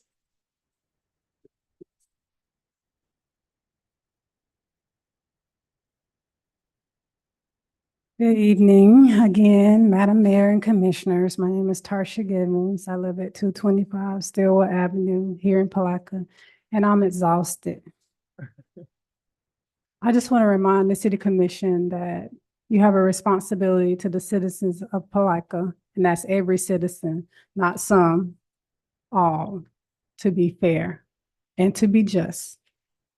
And I'm glad that Mr. Larry Kitchens brought up prejudice. Because when we look at this situation, and if you read the newspaper, you will see if you have two individuals that are going under investigation, you mainly only hear about one. And I would like for our city commission to consider that. Me personally, if you want my opinion, it seems like a witch hunt. Mr. Bell wasn't welcome here in the beginning, even the night that he was sworn in. I don't even know if to this day, if he's had a picture with the city commission, and if you guys have actually come down and welcomed him. You snap pictures, I think at every meeting just about. recognizing employees and things of that nature. But speaking of hostile work environment, that might be something you may want to consider when we don't welcome all our employees, and then we make this work environment difficult and challenging. So all that need to be considered. We need to be fair, and we need to do things in decent and in order. There's policy and procedures. I personally, I'm born here and raised here, and I've been here long enough to know how things work here in Palaca. I recommend that you get someone to investigate that has absolutely no ties to Palaca. I don't even know about the Susan lady. I don't know her, but if she knows somebody in Tallahassee, that's just 3 hours away. So for the sake of transparency and the integrity of Palaca, you have factual information pertaining to your assistant city manager. Am I correct? That's okay. That's okay. I'm not. But what I'm saying is you're spending time here, wasting our time, making a decision when you should be focusing on what you really got the information on. So as I said before, this is a planned, in my opinion, I feel like this is a planned distraction, and it really doesn't look good in the city when you see this constantly on the Channel 12 News, Channel 4 News, and it's biased. It's not giving the full picture. So that's what I have to say. I hope moving forward that we can be honest and transparent, and for the sake of the integrity of the city, that we fully disclose all facts and information. Let's be fair. Thank you. Mayor. Yes, go ahead. Okay. Go ahead, Commissioner McCaskill. Again, I value and appreciate you when you come up, Mrs. Gibbons. This is the second time you brought up that you feel that when the assistant city manager was brought on board, that none of us came down and shook his hand and made him feel welcome. And I would like at some point, whenever the mayor seems it's appropriate for the city manager to respond to that, because I feel that I can speak only for me, that I have tried to make him feel very at home, even after the meeting when he was brought on board. We had an extensive conversation here in this meeting room. So if he doesn't mind, I would like him to attest to that, to give you a sense of security that I did try to make him feel welcome. Also, it was about the being fair and impartial or whatever about this, having someone else on this. I am the one that was aware and this information was brought to me. And again, I stated the purpose of my investigation was, number one, to be fair to both parties, to make sure that he has guidance. So it was nothing, it was equally balanced. I wanted to make sure that I was protected, that we were protected as a legislative body when these employees entrusted in me to come forward to me with this information, and I'm aware of it and savvy, and to have someone else to come in and discuss something that they have no clue about wouldn't make sense to me. Also, the investigation is independent of anything of the city. Thank you. Did you have something, Commissioner Campbell? I do, and I'll be remiss if I didn't state it. A lot of times, and it's not just Ms. Gibbons who stated that when people come to these meetings that we waste their time. What people have to realize is this is the only opportunity that we have to talk amongst ourselves, to try to make sure as we try to progress and as we try to move forward, that we move forward as a unified front. I can't pick up the phone call. I can't pick up the phone when I leave here, call Commissioner Bourne, call Commissioner, call Mayor, because we're governed by the sunshine. So it feels as if it's a waste of your time. We apologize, but we have a job to do. And a part of our job may not always be comfortable. It may not always fall in the 30 or hour-minute meeting. Sometimes it requires us to dig. And so be mindful again, as we come and we throw adjectives and things of what we do and things of how we operate, just because it doesn't fall in the way that you deem to be appropriate. We have a job to do, and our job is not an easy job. Our job is not a quick job. Just like you want us to hear all citizens, we've heard all citizens, and we want to make sure that as we talk about these investigations, that we don't simultaneously talk about them as one instance, because they're not one instant. What happens with the recommendation that came as the investigation of Commissioner McCaskill, as well as the one that I'm going to make sure that we talk about, because that was a recommendation as well, that we give it the time that we need. We can't control the narrative of the newspaper or any media that comes to Putnam County or Palaca. We all know they have a job to do. We all know that they have news to sell. So we can't control that narrative. What we can control is making sure as we move forward, that we move forward and we take in consideration whatever it is on that with that first investigation and the second investigation, that we leave no stones unturned, and whatever we do, we want to make sure that it's across the board. I operate in complete, y'all hear me say transparency more than my baby called my name. But at the end of the day, I've done absolutely everything to operate in complete transparency from the time. And as far as the whole, we haven't welcomed Mr. Bell. Mr. Bell, that's not even, that's just a perception of yours. That's just not factual. But again, when it comes down to us doing the business as commissioners, as legislators of this community, we have to make sure that we vet it out. And again, if you feel as if we're wasting your time, that is not it. Because again, tonight is my mother-in-law's birthday. My family is out with her celebrating, and I'm here in the meeting. So if anybody's time is wasted, it would be mine. So I want to make sure that, again, I signed up for this and I'm here doing what I have to do. And at any point, any person that sits under the sound of my voice or on the outside want to sit down and have a conversation about what I do, how I do it, why I do it, I promise you I'll avail myself and we can get this thing rolling. But as so far as wasting time, we ain't wasting time. We are doing our work. And with that said, let's move on to the other item. Are we all set on this one? So we do have to make sure that we agree upon a time when the investigator reaches out, and this will be the last one, about, it gives us time, like a time, if we want to say a certain amount of time before his probationary period is up, so many weeks, a date, so that we can also have time for that investigation to be conducted, and then the results are brought for us. So we can't say, well, we just got this before us tonight before the meeting, that it gives us time to review the conclusions and recommendations. okay, so the probationary period ends on August 7th. We're now on July 11th. So what does anybody suggest that we request the investigation be completed and we have the findings by what date, Commissioner Borum?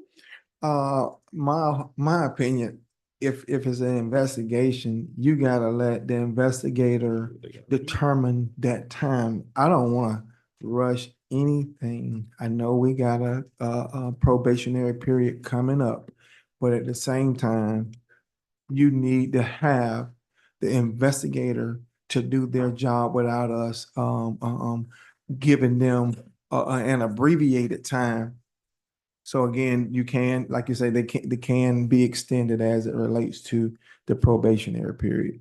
Commissioner McCaskill. That was one of the things that I brought to her attention, and that is going to determine whether or not the investigator will be willing to take on the investigation because of his probationary period, us wanting to have the investigation conducted. And if that investigation, if that investigator feels he or she has the time for that. So we have to say, hey, we would like it conducted within 2 weeks and give us a week to review. That way, that investigator doesn't want to take it on without being able to do it in a fashion that he or she feels is good enough and will provide a thorough enough time to conduct. So I need to be able to give, some type of direction to that investigator. And in fairness to Mr. Bell, as well as everybody else, it needs to be done as soon as it's possible. Again, the person's going to be paid to do it by a certain time frame if they're willing to take it on. So I don't know what are some of your thoughts? Do we have any potential dates? And if they need an extension, I'm sure they will ask for it. Absolutely. That was brought up. They will ask for an extension. Again, we want to bring this to closure for everybody involved because it's troublesome for the city. I think that, as we proceed to try to move forward, I think it would be friendly just to make a contact with the investigator, just to see what a given time frame would be.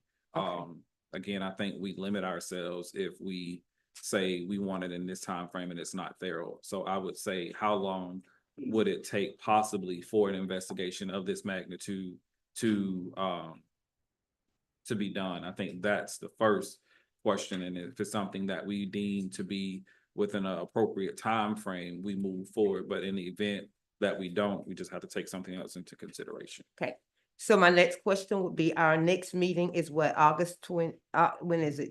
July 25th? Okay. July 25th. So would you all like for me to ask, when I speak with the investigator, how would you all, when I inform him or her of this information, how would you all like for me to get this information back to you all to see if we need to call an emergency meeting to determine whether or not we're gonna move forward? Just give me some direction. I hope y'all understand where I'm going with this. I understand, because you can't communicate Sonny directly with us. Sandy Krantz is our city clerk. I mean, she handles all our communications. Okay, so I can let you all know, I can let Sunny know, and then she can disperse that information out, and we can go from there, whether or not we need to call an emergency meeting to determine whether or not yea or nay from there. Am I right? Yes, Commissioner Jones. Since we've already determined that we're gonna go ahead with the investigation and you're the liaison person, why don't you just, why can't we authorize you to go ahead and have the investigation commence? Because all back and forth is just gonna delay it. And I think if we give you that authorization, you go ahead, the investigator know what he or she has to do, and that's getting the witnesses, getting the victims, talk to everybody, and just compile a report. It's not that difficult. So identify the investigator or the firm or whatever, whoever we're gonna use, and you just have them move forward where you want to start. And then you can give us updates via Okay. Sunny, but please go ahead and start it, because it's just gonna prolong things. Yeah. I agree. We need to move I think forward. it'll be Thank you. fair. Okay. Are we done with that topic? No. On to the next. I don't think we still need to talk about the other investigation. That's what I'm saying, on to the next Yes. investigation. And that has already, Mr. Bell. Yeah, there you go. Thank you, Madam Mayor. I want to be clear that what I have called for and begun is an inquiry. I don't like to use the terminology investigation. I want it to be fair and objective and transparent, and in the interest of collegial integrity for the assistant city manager. I want to make sure that we are pursuing an inquiry. The scope that I have defined, I can share that with you. It was included in the correspondence. And I think the original concern about the other item was to develop the scope, which you did. But I believe that the scope for this has already been developed. And if there aren't any objections, that scope is to first determine if there is an ethical or criminal requirement to provide notice per code, ordinance, or ICMA code of conduct based on act or appearance. The second item that I asked the investigator to pursue in the inquiry is if there is a requirement to provide notice, what form or format must it take? And did any such situations occur in fact or appearance, if applicable, that would warrant the need for disclosure? And if sufficient or adequate notice was in fact given. That is the scope that I have provided to for the inquiry. So.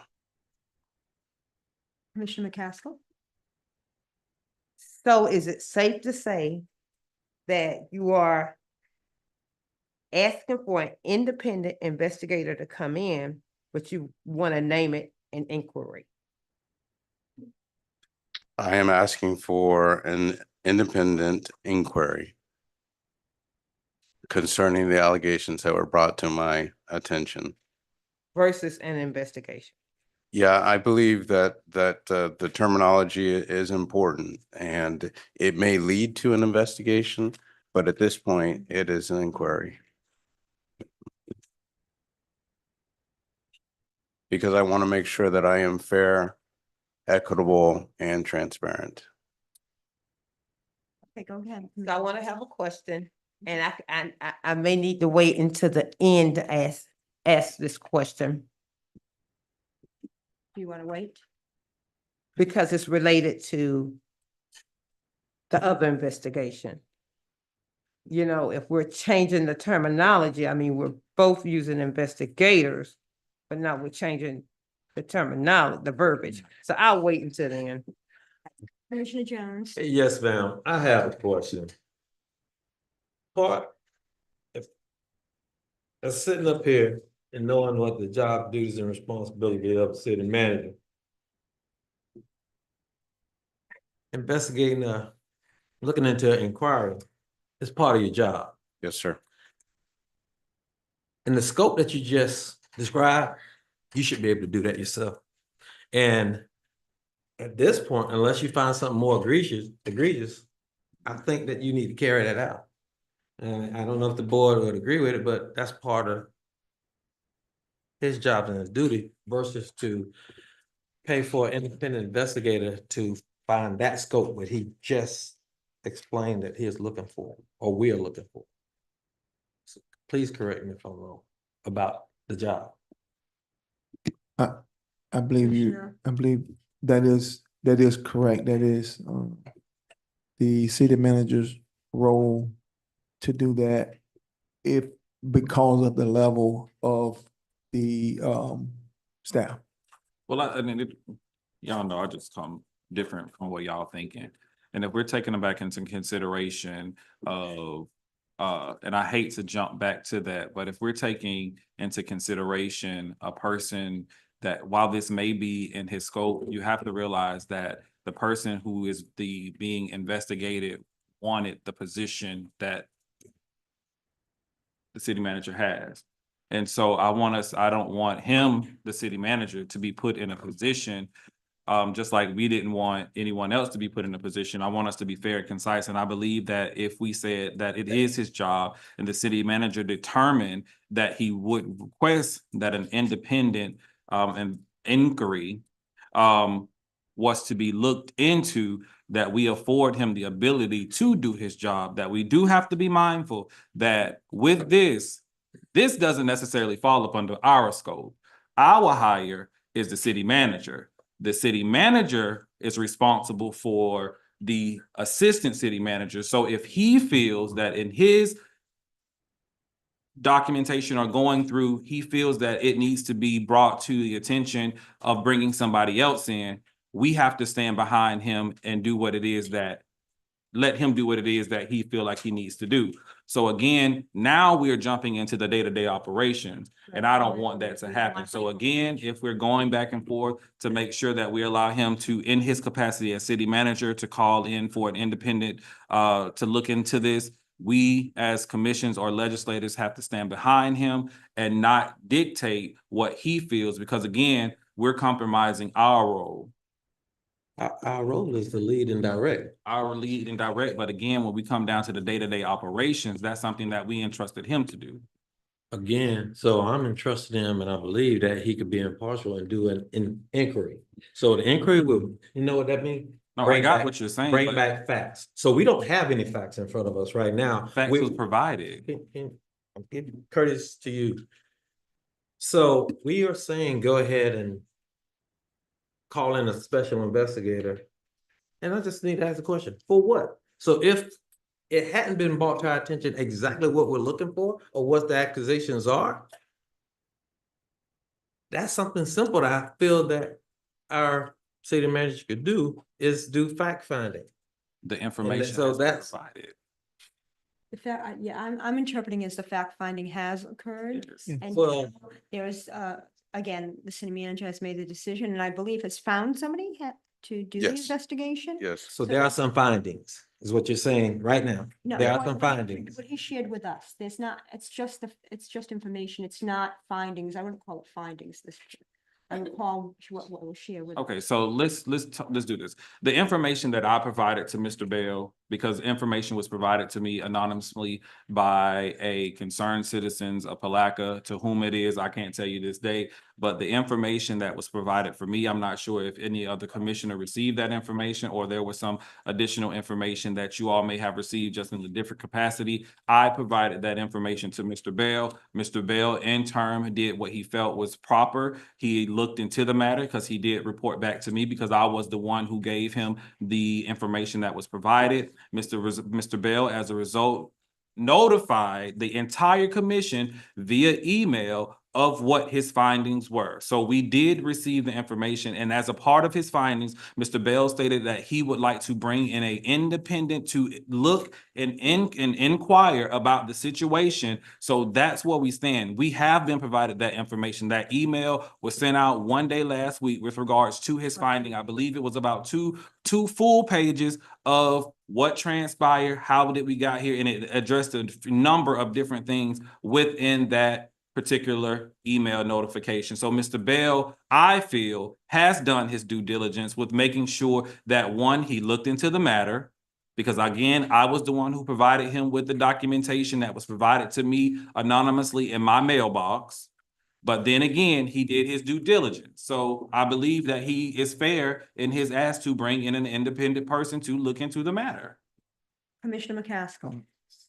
I want to clarify that I did not question his practices. I just wanted to make sure when he brought that to my attention, if that's something that we needed to consider on his behalf, if an inquiry versus an investigation. I did not question his practices. I would like to answer your question. I did receive the information from a member in the community, and I did provide Mr. Bell with that information as well. So with the information as well, Mr. Bell did, as far as informing via email, he may have, but I do know that he informed me verbally. He asked me if I received anything in my mail, and I had not. But immediately upon receiving the information, I did call Mr. Bell in and inform him about the information I received with 2 witnesses in the room, and asked him to reach out to the individual to let the individual know of the allegations that were against him, but did not provide him the documentation. Now, I can say this. When Mr. Bell did inform me about the information he received about the individual, he did inform me at that time he did not have the packet and the information in his hand. So when I received it, I immediately informed, but I did let Mr. Bell know that I would not give him the information until the person the allegations were about were present. And so that there could be no conflict in the process of giving Mr. Bell the information and the individual saying that there was any conflict or altering of the documentation. So I don't know when he received it, but I know at the time when he informed me, which was 2 weeks prior to me receiving it, that he had not received the information. So I just want to make sure that's on the record. Go So ahead, Mr. Bell. I believe I have what I need in order to move forward.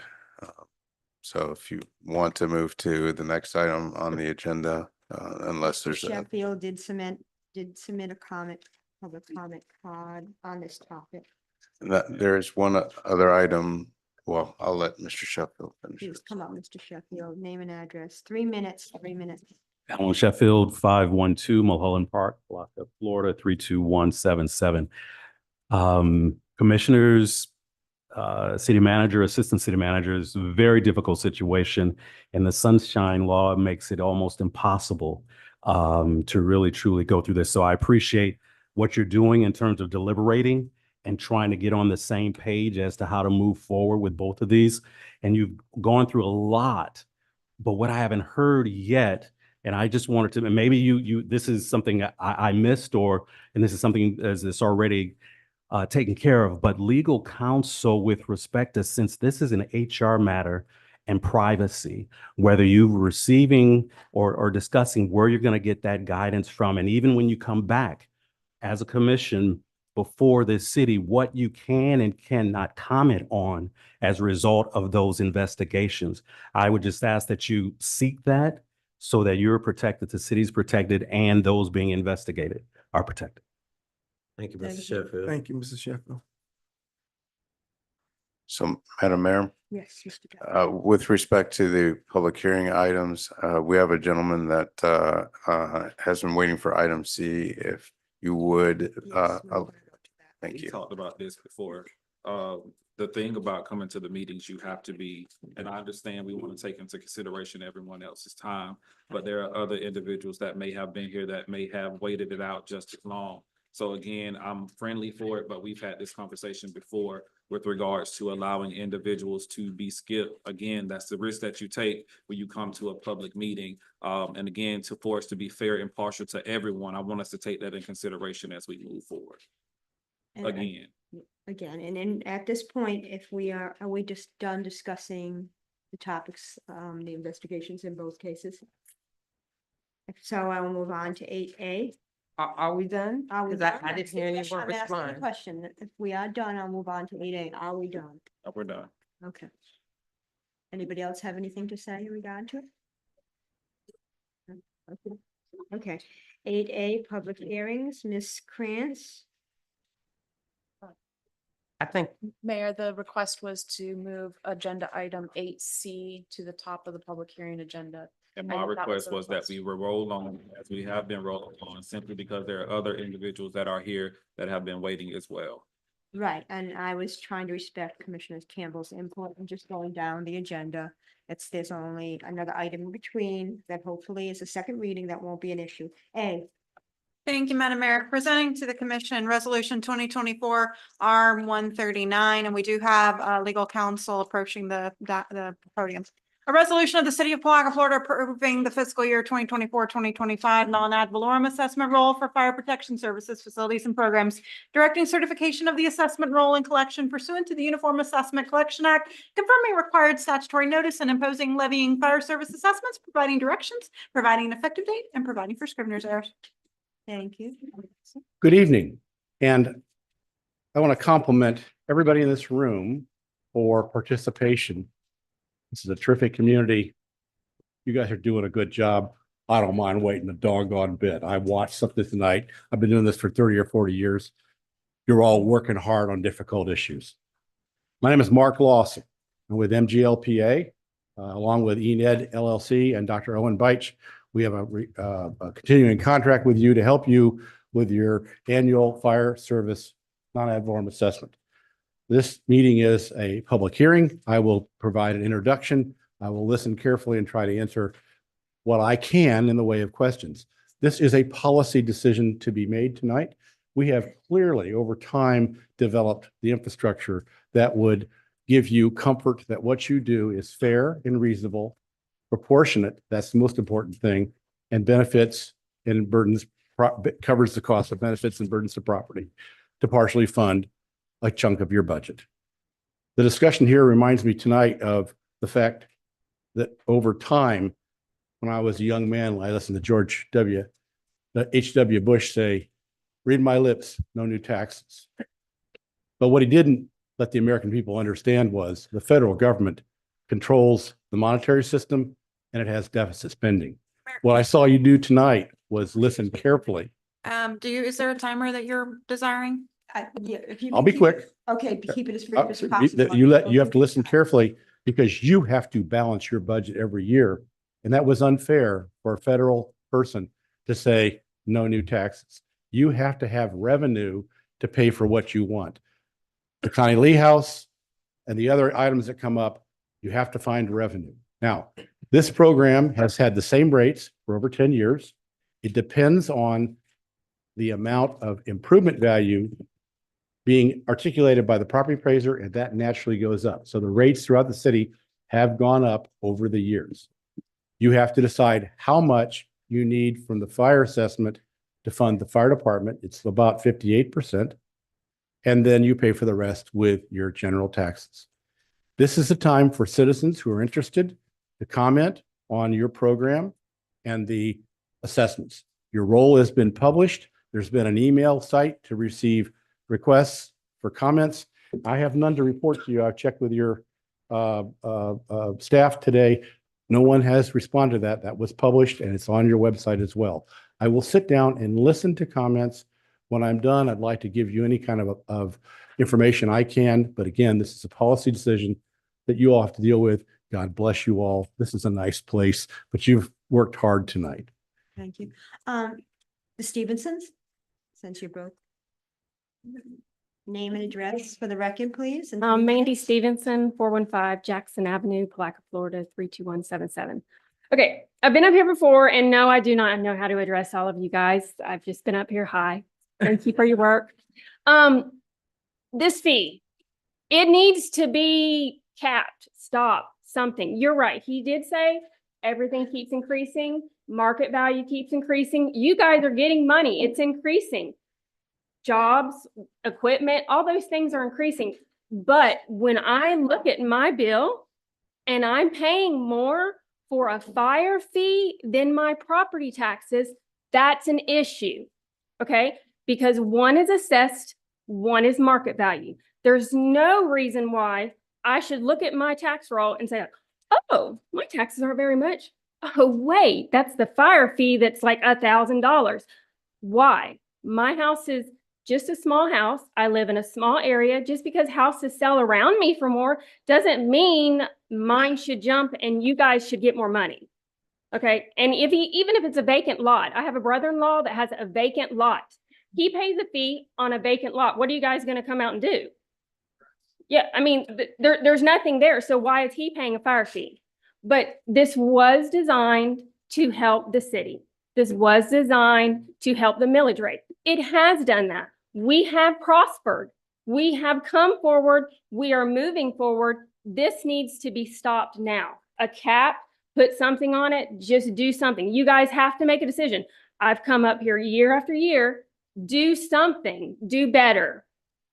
That's all I have. I just want you guys to do better because it's still not getting done. There's no discussion. When I leave, I never hear no discussions.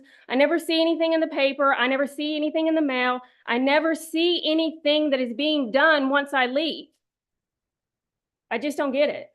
So what does a person have to do? Leave a message on his site? I don't pay him. You guys pay him out of what we pay you. So it doesn't make any sense. I just need better. I need accountability and transparency on what to do and move forward. And then a lot of us that live in the city now are actually talking, would it be cheaper to just be annexed out of the city? And I have talked to the mayor about that. I go to the county. I mean, whatever that cost is over the years, it's got to be a lot less than this. This is a joke. I have gone to the county and I did talk to the county about being released from the city. They said I had to have a letter formally from the city to be released. And then I can be in the county annex. I do not have city water. I do not have city sewer. But we're on the city because of our road. So this No is, city utilities. yes. So this, I mean, each year it just gets worse and worse. So that's why we're here. Thank you. Okay.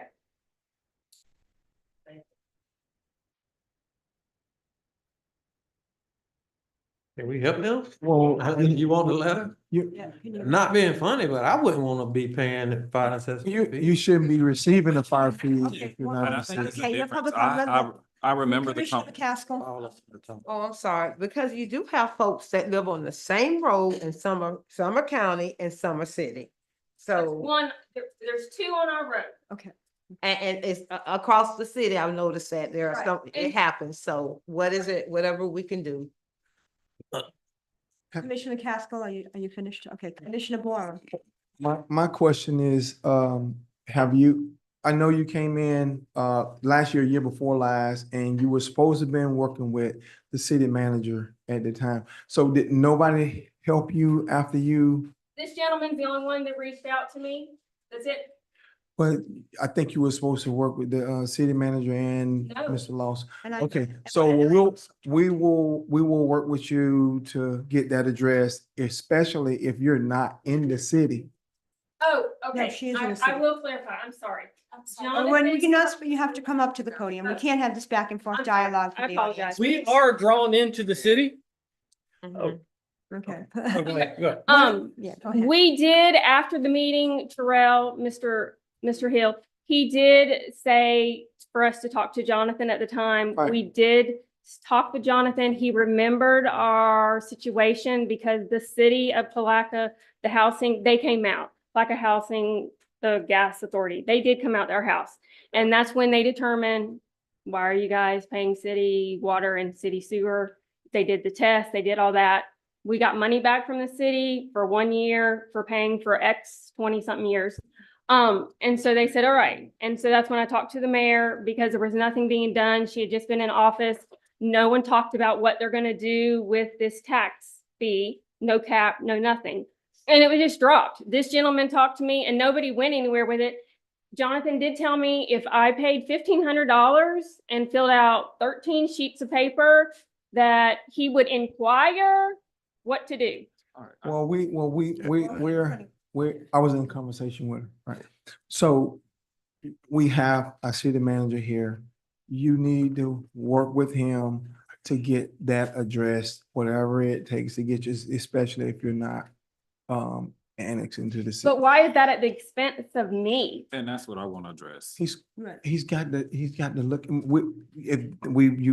you've communicated the problem, right? So we're gonna see what we can do to assist or aid you. I got it. It's not at the expense if we're trying to help you. We know that you've spoken with people in the Prior. past. Yes, sir.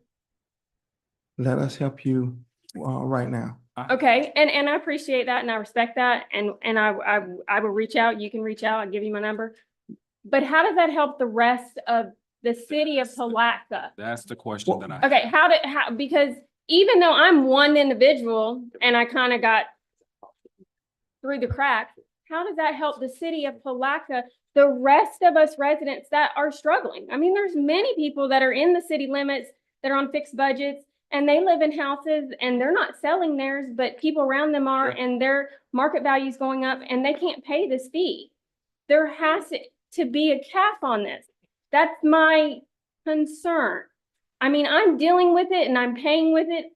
It upsets me, but I've moved past it. I just think that there should be a cap. It was not discussed when this was brought out 10 years ago or however long. It was not discussed how long the duration would last.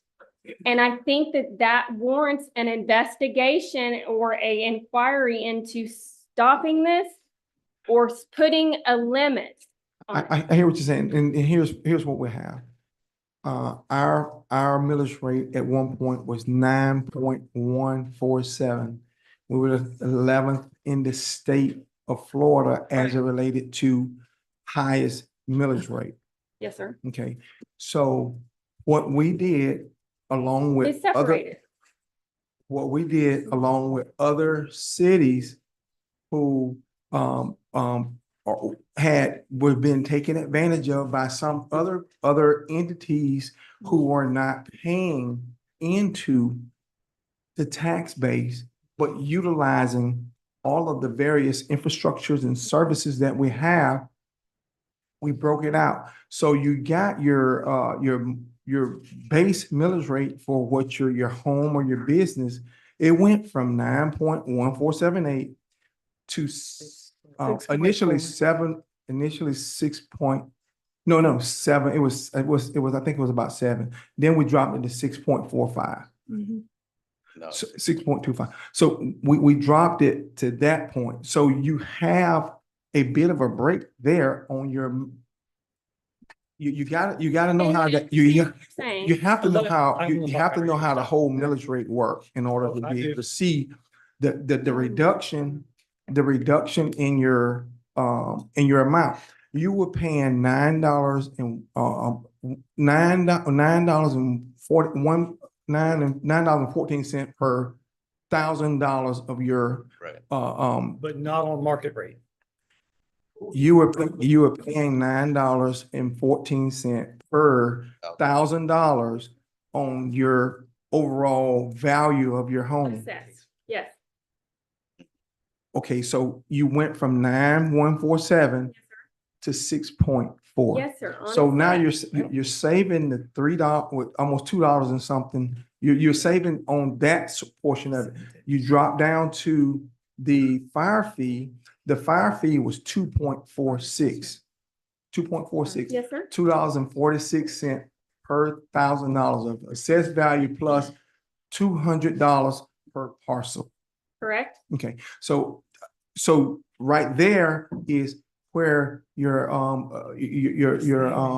the home value, if your home value is 200,000, you're paying 200 and some, or right at 200 some dollars per year for that tax. So you're combined from your base millage and your fire fee together. Now, I'm gonna tell you this, you're getting other taxes. You gotta know what the city is hitting you for. I do. So I think they know that. I do. I because mean, I've talked to them. I've talked to Robbie several times, Yes. and let me comment on what you just said. We're getting out of hand. Okay, I just have one thing to say. Okay.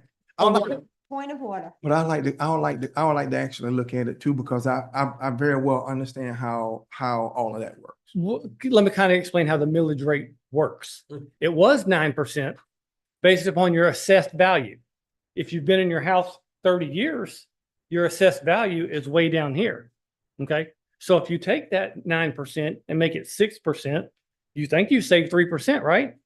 But when they come in and your tax assessed, your fire tax, It's a fire assessment. when your fire tax comes in and it's based upon now not your assessed value, but your market value, Yes. which has skyrocketed in the last 10 years. Okay. Now you're paying somewhere around 20% on your millage. And that's how math works. Yes. Well, I very well understand how math works. I mean, that's why I was trying to help think we need to explain stop how the going millage back rate and works. forth. But, Point of order. well, I'm talking there. Yeah, we're I'm not having talking, I'm talking right now. For 20 years. I'm talking right now. So that's what we, Okay. that's where we had a level of Asking Mr. disrespect. Bell to step in as a But again, speaker and so talk that- with the Stevensons. I wasn't finished, but anyways, you need to allow for when I have the floor, anybody else on the dais have the floor, you need to respect that. And everybody else need to do the same. So I wasn't finished, I'm finishing up now, but I very well understand how the whole millage rate work. I would like to see your overall thing, if you would like to, if you don't mind working with me on that. Yes, sir. And I appreciate that. And not to cut you off, but this, and you have seen me up here several times. Yes. And so I do understand how it works. And I know you're behind there and you know how it works. But as a normal Joe that just lives in the city of Palaca, when you are not, and there's other people, especially down here around the city limits down here. I mean, I kind of don't live in the city limits, but people that are not moving out of their homes because they can't afford to, they're also not being able to afford to live in their home. Okay. And because it did come down, we do want to kind of be like this. I understand that. We do want the millage rate to stay low. We do need this fire assessment fee to help balance the budget. I understand that. It works like this, not like this. It was like this. It needs to come to this. I understand what you're saying, but again, I thought that you were I mean, I only saw you But like, this is not helping the city of Palaca. I understand that, but your issue that you're bringing forth will help us to look at the Okay. entire city. And we need more people like you to come out. And so we're here to help. Okay. Thank you. Thank you. Commissioner McCaskill? I just, Willie, Mr. Jones, Commissioner Jones, do you have anything to add? Because you seem to feel. Can I get my part? Commissioner McCaskill, ask the floor, please. And that's where I was We're talking really about getting out of order here. Okay. So you eat an elephant one bite at a time. And just to bring it all together, I think we've informed you what would be a good practice if you get with the city manager, Mr. Mark Lawson, the attorney, finance, whoever they decide to get to the table and address your issue. And from there, they would have guidance in addressing the rest of the folks that are having the same issue. And I think that we can cap it right there, if that's okay with you. Madam. Yes, it is. Thank you. Commissioner Jones? I'm a solutionist, and I think that I hear you loud and clear. Because I have a problem with that fire assessment myself. One of the reasons why I ran for office is to speak for people like you, like me, and everybody else in here.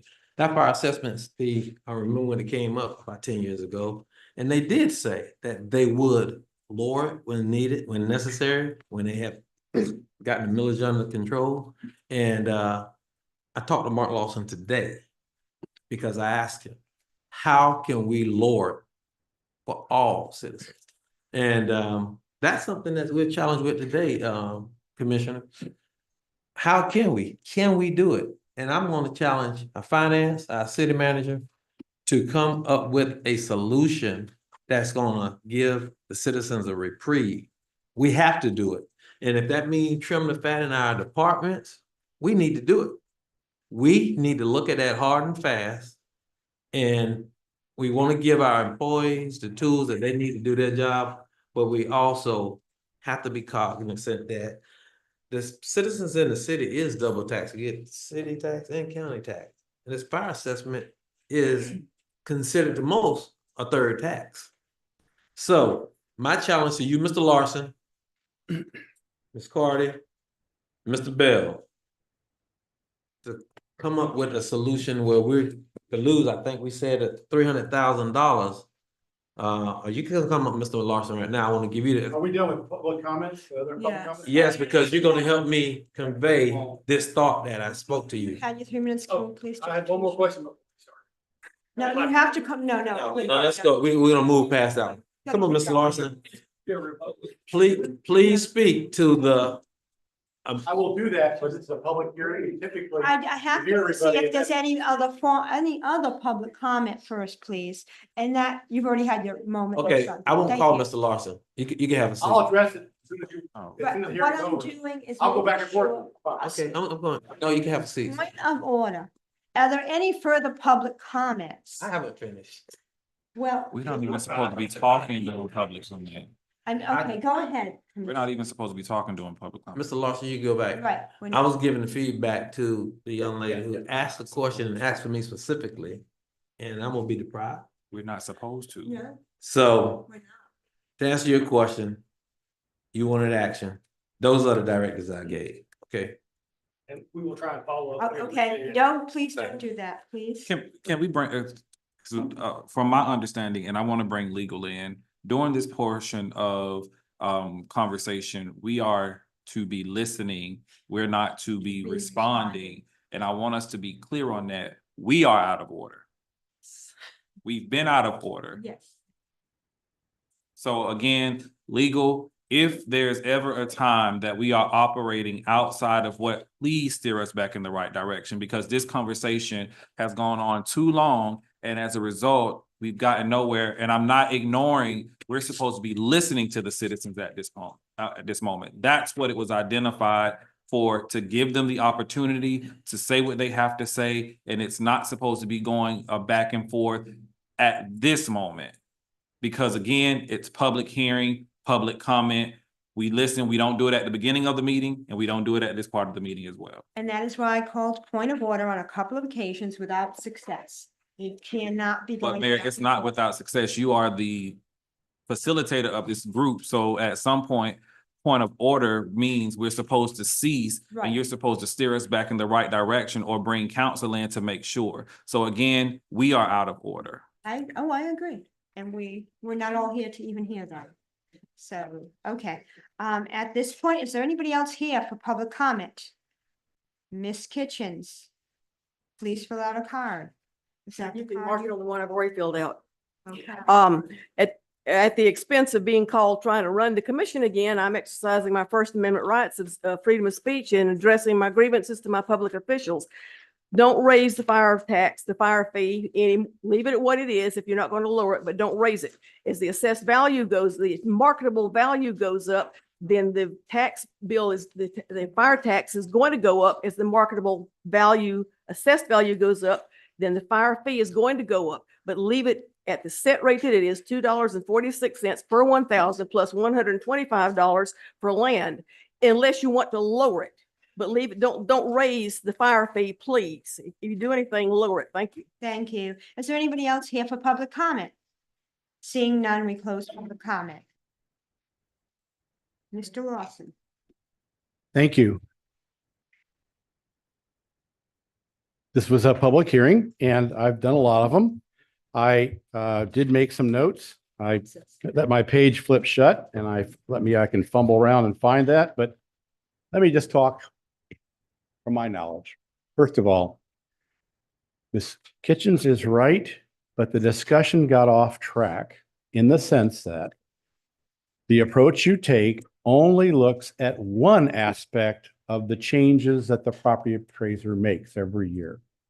It looks at only the change in improvements, not land that's taken out. So when people talk about marketable value, that's just value sometimes. And what we do, and what your approach has been validated to do, is subtracts the land value from that to have the improvement value. So it doesn't go up because it's not as much value placed on it, number one. Number two, I think I learned something tonight. I talked to these folks. They're nice folks. They're emotional. It's good. I think I would like to look at how long they've been in their house, because our state passed a law years ago called, it helped with homesteads, Save Our Homes. And what it does, it locks in value if you move in and you stay there for a long time. Someone who moves in, two houses can be identical. You can live in one and you can move into the identical one next to it 5 years later. Your tax bill will be a lot lower because you have Save Our Homes. This program doesn't look at Save Our Homes because that was an unpaid for mandate by the legislature to cities and counties around the state, because they don't live on taxes. They live on sales taxes. Nevertheless, I want to get to the bottom of that, Mr. Manager and Commission. We will use them as a case example and look at that and try to figure those things out. The issue about the email is not to me. It goes to the city. And she did not receive any except my test email. It was published in the paper and on the website. The reality is very few people have raised this issue. There are a few vocal people, and that's good. I'm great on that. And you have too, sir. So I think it's very important to understand. Ms. Kitchen's right. If you raise it, then you would be multiplying it. That is not what's proposed here at all. And then I would say to you, you're having a budget hearing tomorrow, and this is the hard decision you'll have to make. If you adopt this tonight, and I recommend you do, so your staff knows what you've done in terms of budgeting, okay? But it's not final till your budget's final. And if you choose to say, listen, we're going to choose to fund less with the fire side, then that will be part of a larger budget conversation where you say, okay, we'll cut $200,000, $300,000, $500,000. And then you'll have $200,000, $300,000, $500,000 less in your fund, because my guess is you're really not going to cut your fire department budget that much. The point is there's a priority of expenditure. Your insurance rates in this community depend on the ISO rating. You might cut it $50,000. If there's a union member here, they're shriveling because that's hard, because that's your most expensive labor for that reason. It's also your most expensive labor is because it's 24/7, 3 shifts a day, just like police. It's one of your biggest expenses, and it's an availability expense. So who serves? You serve these folks' property and everybody else in your community. Now, that I wanted to make clear. It's not a fee. It's not a tax. It's as proportionate as can be, because the state Supreme Court has said it's got to benefit property or relieve a burden. It clearly does. It has to be fair and reasonably apportioned. That's your job. But the Supreme Court said, we're not going to tell you how to do that. You've got to try to figure it out for yourself. But here's what the Supreme Court has said. It must be proportionate. And you have a final judgment in circuit court that says it's proportionate. And I know Mitch's Kitchen will tell me the same thing, because all we do is look at that improvement value on one of those two charges. And we say, charge your property, Commissioner Jones, in proportion to all other properties in the community, including the folks that speak out here. They have likely a larger amount of improvement on that property than someone who lives in a very small house somewhere else. Each pay proportionally. And then, because of availability, every parcel in the city pays $125. And therein lies the answer to the vacant lot. Two lots with a house on it, then 2 vacant lots, then 3 houses built out. Those 2 vacant lots only pay $125. That at least allow them to carry a share of that availability, because what could they do tomorrow? They could go down to your department and pull a permit and build a home. And why should they not pay to help pay for the cost of fire over the years while they hold that lot? So that's a nominal charge. They're paying no improvement value. They're only paying for that. That's why we devised this approach, because people would come to us and say, what about the guy who has what about the developer who has 1,200 lots out back? That's the other issue. I try to do my best. I started the procedure with, this is a policy decision.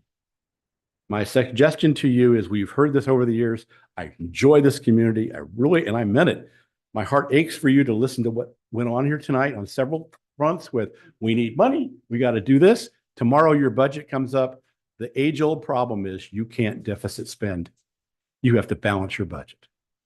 I want to help you. My best suggestion to you is adopt the resolution. If you feel you need to change it, we'll help you get you some numbers so you can feel with a pain if you take it down 100,000, 200,000, whatever. I can help you with that so you can get a feel for it, because I think what I understand is this is a situation where you're trying to, what if? You've had a suggestion, let's cap it. If you do that, you fall behind slowly every year. If you keep up with the way you do it, it slowly grows. It may be to the dislike of some, but what it's done is helped you dig out of that hole 10 years ago, and it's helped you keep up. It's not gone up nearly as much as the overall cost of things. And my point is, I want to examine and do that math on what happened with Save Our Homes, because of the comment the gentleman made that merits investigation, inquiry, understanding. Okay, thank you. Commissioner Borum. Well, yes, Mr. Lawson is absolutely correct, because again, when this 10 years ago, the city was not in a position to even do anything as it relates to infrastructure, because for one thing, we could not even make our bond rating was garbage. And so the city had no infrastructure in place. We had about 4 water main breaks a month. You can go back and look at the numbers. It's in the city couldn't balance its budget, borrowing or taking $300,000 and $400,000. 2013, 2014. Go look at the CAFR. It's in there. But the city could not do anything as it relates to even going and making a loan to try to build a building. So what we did do, we used the tools that people had been kicking the can down the road for years, and we made a tough decision to go ahead and put the fire fee in place. I love you. It's not a fee. They're different. Fees and taxes are different, but I go ahead. What I'm saying, we did the reconstruction on the whole deal. And so it put us in a better position to be able to do the number of things that we're currently doing now. Can we do things better with the budget? Yes, we can. We've had surplus in our budget. It helped us to get our reserve up. The city had no reserve during that time. Long story short, so I'm just giving you a little bit of telemetry on how all of this stuff worked and how it helped the city out. So I know everybody is in a rush to leave, but you need some education around this stuff. Thank you. So now we are almost over 20 miles of infrastructure, water lines that we have put in place as a result of that. We have increased our reserve. If you don't have reserve, our reserve was about $400,000 or $500,000 You can't even operate a month on that in the city. So if you have an emergency, you don't have to wait on the federal government to come in and bail you out. We put this city back on solid ground. So that's where we're at right now. We can always look at trying to adjust the rate. We can do that. But again, there's a number of other things that the city has been doing against my fiscal responsibilities. And we get this money built up. We could do better by not wasting this money. So, and you can go back and look at the records as it relates to that, and the video and what's in the minutes. That's all I have. Thank you. Any other comments, questions? Thank you, Commissioner. I really appreciate that. I really do. Okay, we have a resolution before us.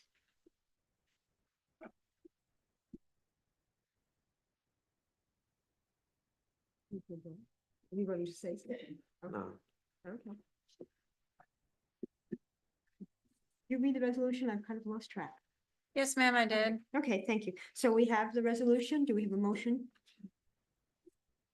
To approve? Second. We have a motion, a second, all in favor? Aye. Aye. Any opposition? Thank you. I will work hard to help you get information. Thank you. Your counsel. Thank you. Nice place. I am going home. I wish I could stay for a while longer to watch out on this. Okay, quickly, Commissioner Jones, Mr. Commissioner Borum, rather. Mr. Lawson, also, Mr. Lawson. Mr. Lawson, also, Yes. a added bonus for the community as it relates to the fire fee and them not having to pay for each individual lot. You can go and file and combine your lots, and you pay one fee as opposed to paying for each lot. So that's another little small savings you can have in your pocket. Whatever the property appraiser does, we follow. Absolutely. Thank you. You good? Okay, Thank we you. will let it go. I'll let it go. Let it go. Thank you, everybody. Thank you. On to, B, Ms. Krantz. Thank you. Presenting to the commission for second reading. This is ordinance number 2024-06, an ordinance of the city of Palaca, Florida, providing urban homesteading standards for the raising and keeping of domestic fowl in residential zoning, prohibiting roosters, providing conflicts, severability, repeal, scrivener's errors, and an effective date. Thank you. It's the second reading, so I don't think we need to hear any more information. I'm going to open the floor to public comment. Is there anybody here for public comment on this item? Seeing none, we close public comment. Do we have a motion? So moved. We have a motion, a second, all in favor? Aye. Aye. Any opposition? Nay. It's that chicken farm thing again. Thank you. On, Motion passed 4-1. thank you. On to C, so poor Mr. Wise can have a moment. Ms. Krantz? Thank you, Madam Mayor. This is a two-part. It's a future land use map amendment along with a rezoning, presenting to you for adoption ordinance number 2024-07, an ordinance of the city of Palaca, Florida, providing that the future land use map be adopted if the comprehensive plan be amended with respect to the following parcel of land, which is lesser than 50 acres in size, from the city of Palaca commercial to the city of Palaca residential low for the following property located on Kelly Smith School Road, Palaca, Florida 32177. Parcels number 09, 10, 26, 0213. 4 zeros, 0010, 09, 10, 26, 0213, 4 zeros, 0020, and 09, 10, 26, 0213, 4 zeros, 0030, contiguous to the boundaries of the city of Palaca, providing for scrivener's errors and providing for an effective date. Thank you, Mr. Gami. Madam Mayor, Commissioners, as Sandy have pointed out, this is a small-scale comprehensive plan amendment and a rezoning for a 3-lot residential subdivision that is located on the north side of Kelly Smith Road between Round Lake Road and Gale Lane, totally approximately 0.51 acres. This item was discussed by the City Commission at the June 13 meeting, and it was continued to today's hearing in order for staff to add additional information, also some pictures of the site. The pictures were attached or are attached to the package that you receive. And I also included an update staff report that provided with a chronology related to this parcel, to the whole parcel and to the 3 lots that were created. Let me just point it out to you that the parent parcel where these 3 lots were platted was annexed to the city on June 9th, 2005 through an ordinance number 0528. Then on October 12th, 2022, a lot split application was filed with the city and was approved by the city. On March 29, 2023, the county appraiser assigned a new parcel number to this newly created lot. On April 4th, 2023, the Palaca County Emergency Division assigned an address to the new lot, and the address is 134 Kelly Smith Road, Palaca.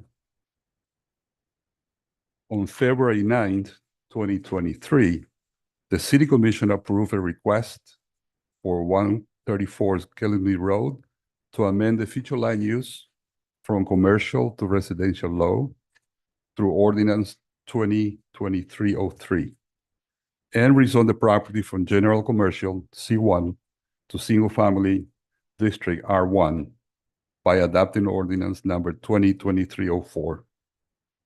Subsequently to that, Palaca County issued a building permit for a single family home on November 2nd, 2023, and that house is still under construction, as you can see from the picture. On May 9th, 2023, with the remainder of the other parcel, an application for a preliminary plat to create a 3-lot residential subdivision was submitted to the city. The final plat application, known as Azealia Place Subdivision Phase 2, was approved by the City Commission on March 14, 2024, through resolution number 2024-R57. At the last hearing in June 13, Mr. Wise addressed this board, and since then I have a meeting with Mr. Wise and I provided all this information that I'm relaying to you today.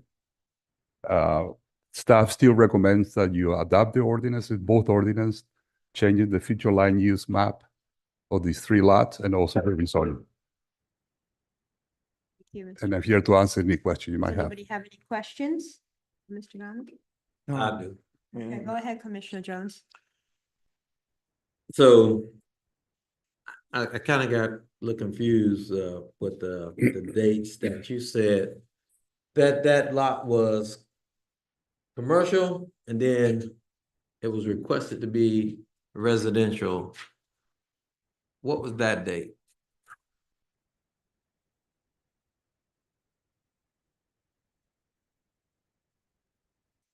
The date was February 9th, 2023. February 9th, 2023. 2023. When was the house built on that lot? That's a separate parcel. It's still under construction. The permit was issued November 134. 134. Yeah. Yeah. When? The permit was issued November 2nd, 2023. That was after it was rezoned by the City Commission. The City Commission rezoned that lot to R1 residential. So, and I think I was confused because the lot itself was, or the notice said 7341 Creole Avenue. Tell me how that confused you. That was a mistake. That was a mistake in the advertising. Because You did advertising? sorry? Did you do the advertising? Well, my department did, yes. What happened was that for some reason, it was a different sequence. Usually when you approve a plat, you also approve the rezoning and the future land use amendment at the same meeting. For some reason, that didn't happen with this one. It went first to the planning board in March for the rezoning, and the final plat was approved by the commission in April. So when the advertising was put into the newspaper, they used the original one that went to the planning board. And that was the correct address because the lots were not platted yet. So that was a mistake and that created a lot of confusion. Okay, so when confusion is created, mistakes and errors are made, that's kind of misleading. So we're talking about, it's very misleading because I would say stand up and point to it, but 7341 Creole Avenue, can you point to the top of that lot, Sonny? Is right there.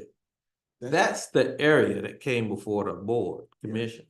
Okay, so and if it was an error, we should have known about it. Then we have people that to be noticed about the zoning change. When you think they're talking about the zoning on that business quarter there, actually, I won't say this, I won't use the word deception, but it's not clear. It was never clear that you're actually talking about the back half of that lot, which is totally different street. I think I pointed out that at the last meeting. No, you had us confused the last meeting. June 13, I told this commission that what was in front of you were those 3 lots that were platted and approved by the city commission back in April. Prior to Mr. Agami's involvement. Who is Mr. Agami? Oh, I'm sorry. I'm sorry, I always call you Lorenzo, I'm sorry. He was not the planning director at that time. He doesn't have his glasses, so he Okay. It's okay, we all make. Forgive me for not. I don't You remember want your my last glasses? name. So, with all jokes aside, Yeah. so Good thing yours is Jones. it was very misleading there. And yes, when we approve these things should be clarified. Any errors should have come back to us. And if it wasn't pointed out by a citizen, we probably would have approved this again going forward.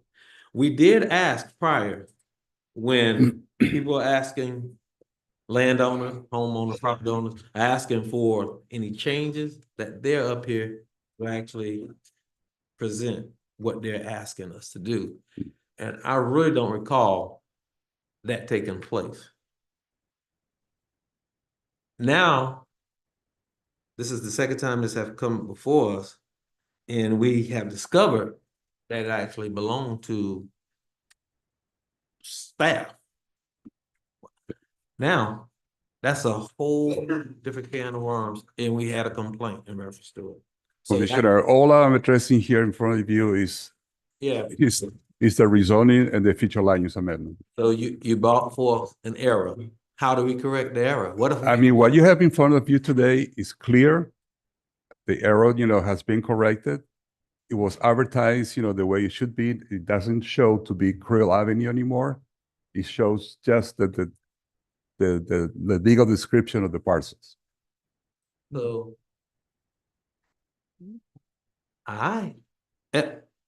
formerly property located at 7341 Creole Avenue. That's what it says. Right. And yeah. That's what it said. Yeah. Because it doesn't have an address yet. That's what's formerly known as. The parcel were platted, it was approved. So they have to get a who's asking rezoning. for this. I would like for them to come explain it to us. How did it occur?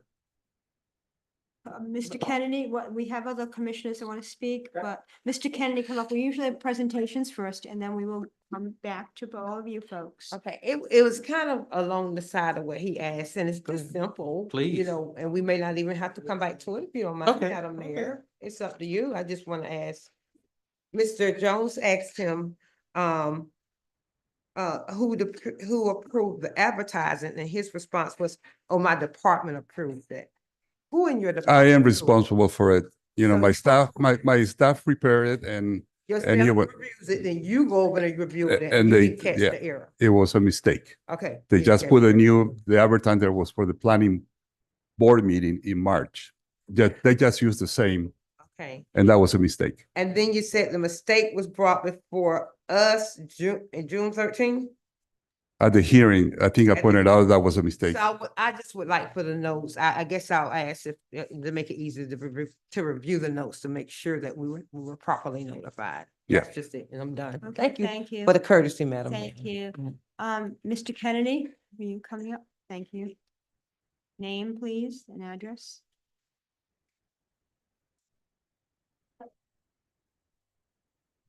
Patrick Kennedy, 673 3rd Avenue, Willac, Florida. I'm here on behalf of the applicants. The applicant's actually JJJT1 LLC. It's an LLC. The primary managers are Toby McGeegan, and I'm just learning the second person's name, Joshua Anderson. There is also Next Door Real Estate is a limited partner involved in the deal, but they're not involved in the development of the property. But the one thing I will say about your notice, if you want to jump to that, is you guys actually do more notice than you're required to. So on these rezonings, you have a map highlighting the lots with an arrow pointing to it in addition to the legal descriptions. And that's more than is required for a rezoning like this. So you actually should be commended for spending the extra money and going above and beyond as far as your newspaper notice goes. So you're representing? Yes, yes. Were you here at that meeting? I was not. No, I just got involved in the last week or so. Last week? Yeah. So that's why you're just learning the second person's name. Yes. Yeah. Well, I knew the LLC's name, but it was mentioned to me it might come up who's involved in the LLC. So I pulled up the Who is the name in the LLCs? Toby McGeegan, Joshua Anderson, and then Next Door Real Estate LLC is a limited partner, listed as a limited partner. Who is next? You to name one, where's the other one? Joshua Anderson, whose name he. Joshua Anderson. realized that was Those are the involved. two managers of the LLC. That's the name of the. They're listed as a limited partnership. There's no owners? They're not going to be involved in the development. They do have an ownership interest in the land as a member of the LLC. I didn't hear your question answered. You'd never answered the next door, who's part of next door? Your assistant city manager is part of Next Door. Okay. I believe, I'd have to look it up and make sure, but I believe Mr. Douglas is also part of Next You never Door. brought that out. You said the other one, but. No, I but they're just want you not, to be- well, next, if you look at how it's I just managed want and you to be arranged. completely Transparent, just across the board, just completely Yeah, transparent. no, fair enough. But in any event, they do have a minor ownership interest in this, Next Door Realty, which has there's another member of that as well. I'd have to look it up, but I don't feel like we should address this matter being that this was something that was brought before the commission. Thank you. Me Yes, too. sir. And Being inquired, I believe that this should be tabled into that inquiry has been concluded. I agree with that, Commissioner Campbell. in I'm not fact, gonna try to talk you out of it. But I say that we Here's- move on. Here's what we. if I may, Public comment. He submitted a card. He deserves that. And his opportunity. time is So up. that's just what. well, Time is over. Yes, I know, I know. well, I think I also Yes. think the applicant should have more than 3 minutes to speak Yes, on the hearing. Has the ability, reasonable, and we asked him a lot of questions, but he didn't really get to the heart of the matter. Please finish, Mr. Kennedy. Yeah. What we're talking about here is a rezoning. I mean, it does residential make sense at this location at this time. It's not about who owns the property. When you rezone property, ownership isn't the consideration. It's does the land use make sense at this location? Whether your assistant city manager has an ownership interest or not, that's the question that you're being asked to answer here. So I don't understand what the conflict really is, but I'm not involved in that whole investigation. But the fact that you have a staff member who owns property in your town and wants to rezone it shouldn't present a problem if the zoning makes sense. So I mean, He does have a going by what you said. Okay. He does have a Next what? Door Real Estate has an interest. He has an interest in Next Door Real Estate. No. Because let's move on because we've already stated as a result of what has been brought before us, that we feel that it's in the best interest that we do not take any actions with regards to this, so that the conclusion of the inquiry, if there is anything that needs to come back to us that may have been founded, that it comes back at that time. If it comes back here, let's move forward. But if not, there's some things that we have to do, the people that sit behind this dais, that we have to take control over. So I understand your position because you just jumped in the week and you're getting paid to do this. And if you're doing it pro bono, I commend you. But again, we as a commission have a job to do and we're doing it. Thank you. Well, yeah, and I have a job to explain. That goes back to you, governing the meeting. We just asked. And we Right. let them know I was asking, governing. yes, and if you're finished up, Mr. Kennedy. Yes, well, again, it's already been subdivided. The plan is to create residential lots at this location. And all we're asking for is residential zoning. So that's, you. it's not, Mr. shouldn't be. Bourne, I mean, Well, Commissioner Bourne, excuse me. My only issues is going back up to Creo. Right. That was presented to the commission. It's not a small error and omission. That's a big difference. And we voted on something that was presented to us at 7341 Creel Avenue. And that is a totally different location, whether it was a typo or whatever. The geographical location is way different. 7341 I think it needs Creel. to be clarified. There's again some confusion here. There is no known address, but that was, go ahead, Mr. Agami. That's what I voted Try to on. explain it, please. You voted the rezoning last February, on a lot that was created to a split lot. That was created back in 2023. That's referring to the smaller. So the lot. 134, right? You're referring to 134. I'm referring to 7341. Right, but that's a big parcel they created two parcels. I mean, they created two lots, the big parcel and 134, which eventually got 134 as an address. That was a block created that was rezoned by this board to R1 back in February 2023. Okay. But the total lot was addressed as Krill, correct? Before it was, Because it haven't been, at that point, when the advertising was put in, it will have not, it didn't get a final plat approval at that point. Yeah. So you couldn't put, an address. I know, I get it. I'm just trying to make But it. what is in front of you today are those three lots subdivided, platted, and approved by this commission. And they're asking for a rezoning. Okay, thank you. Right now, it's still commercial, right? Yes, Right now, it's still commercial. yes, yes. Yeah, Lot and, is still but commercial. again, the whole point of subdividing was to create the residential lots, which you can't do with commercial zoning. Thank you. We're gonna have Mr. Wise come up, please, for public comment. Thank you. And give your name and address for the record and our apologies, again. First thing I like to do is thank Commissioner Jones and City Manager and Mr. Lorenzo for helping me with some things with this situation. Okay. I've Could you been give your very- name and address though, please? I don't want to interrupt you, but could you give your name and address, please, for the record? Let me tell you who I am. Yes, please. Robert A. Wise, 150 Kelly Smith School Road, Palaca, Florida, 32177. Thank you. Yes, ma'am. I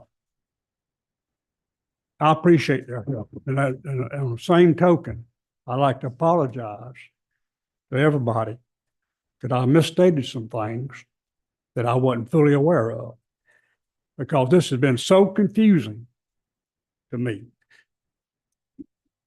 This property, from the inception of it, when it was annexed into the city, was zoned commercial.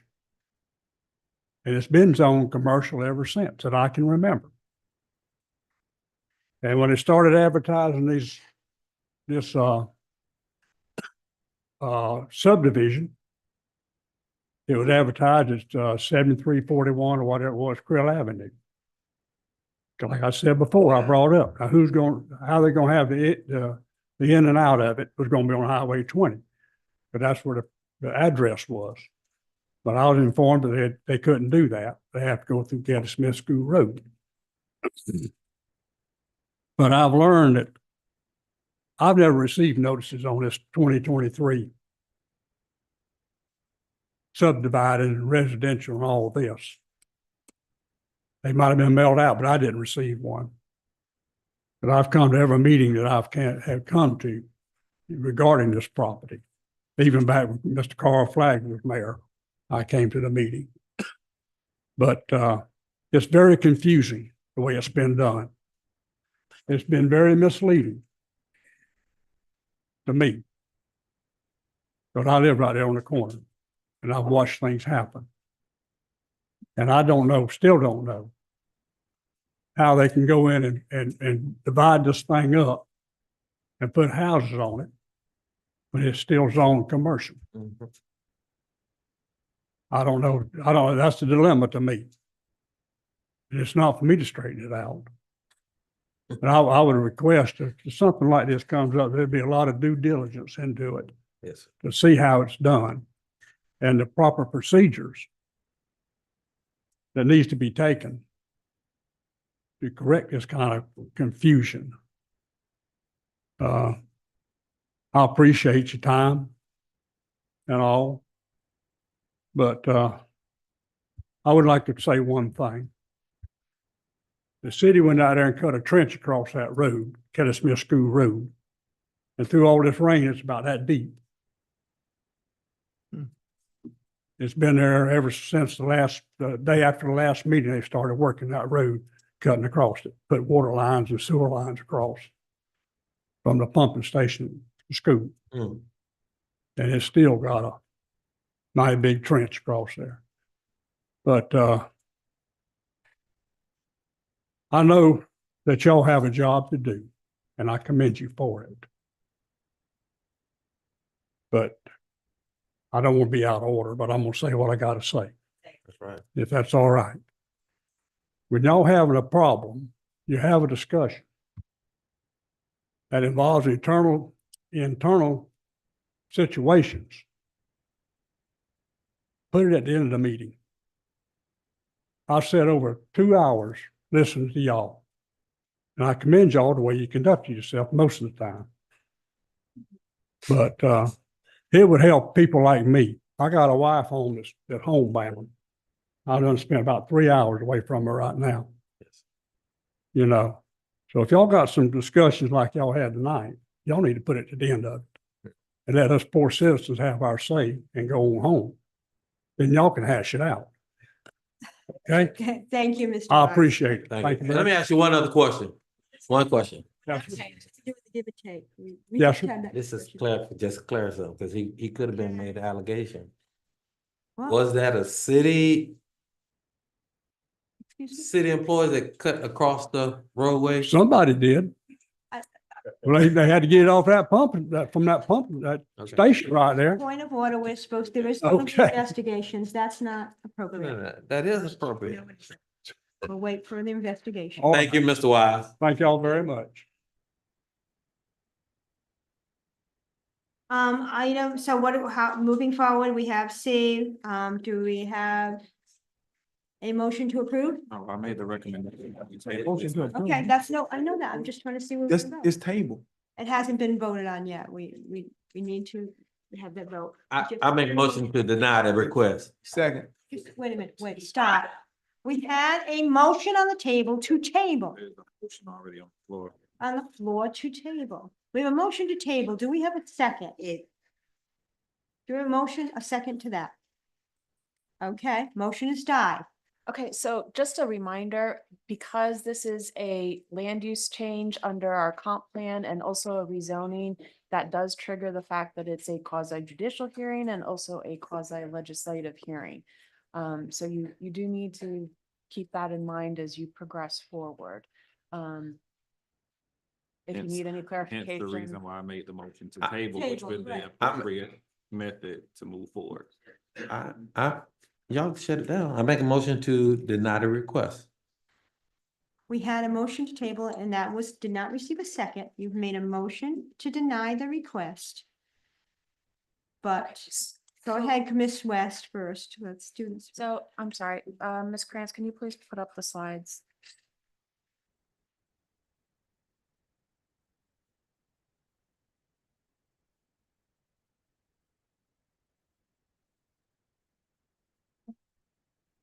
So the first phase of it is comprehensive plan amendments. You're sitting in your quasi legislative capacity because you're actually changing the policy of the city. The applicant has the burden of proof on that to show that it's consistent with the comp plan.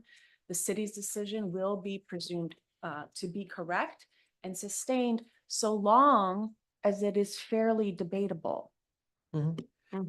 So if you are making a decision that is not fairly debatable based upon what has been presented to you today, there is potential liability. If you are not comfortable with making a yes or up or down vote on this, I suggest tabling it and directing staff to provide additional information that would allay some of whatever your concerns might be. But just keep in mind, and then if you could please go to the quasi-judicial, Ms. Krantz.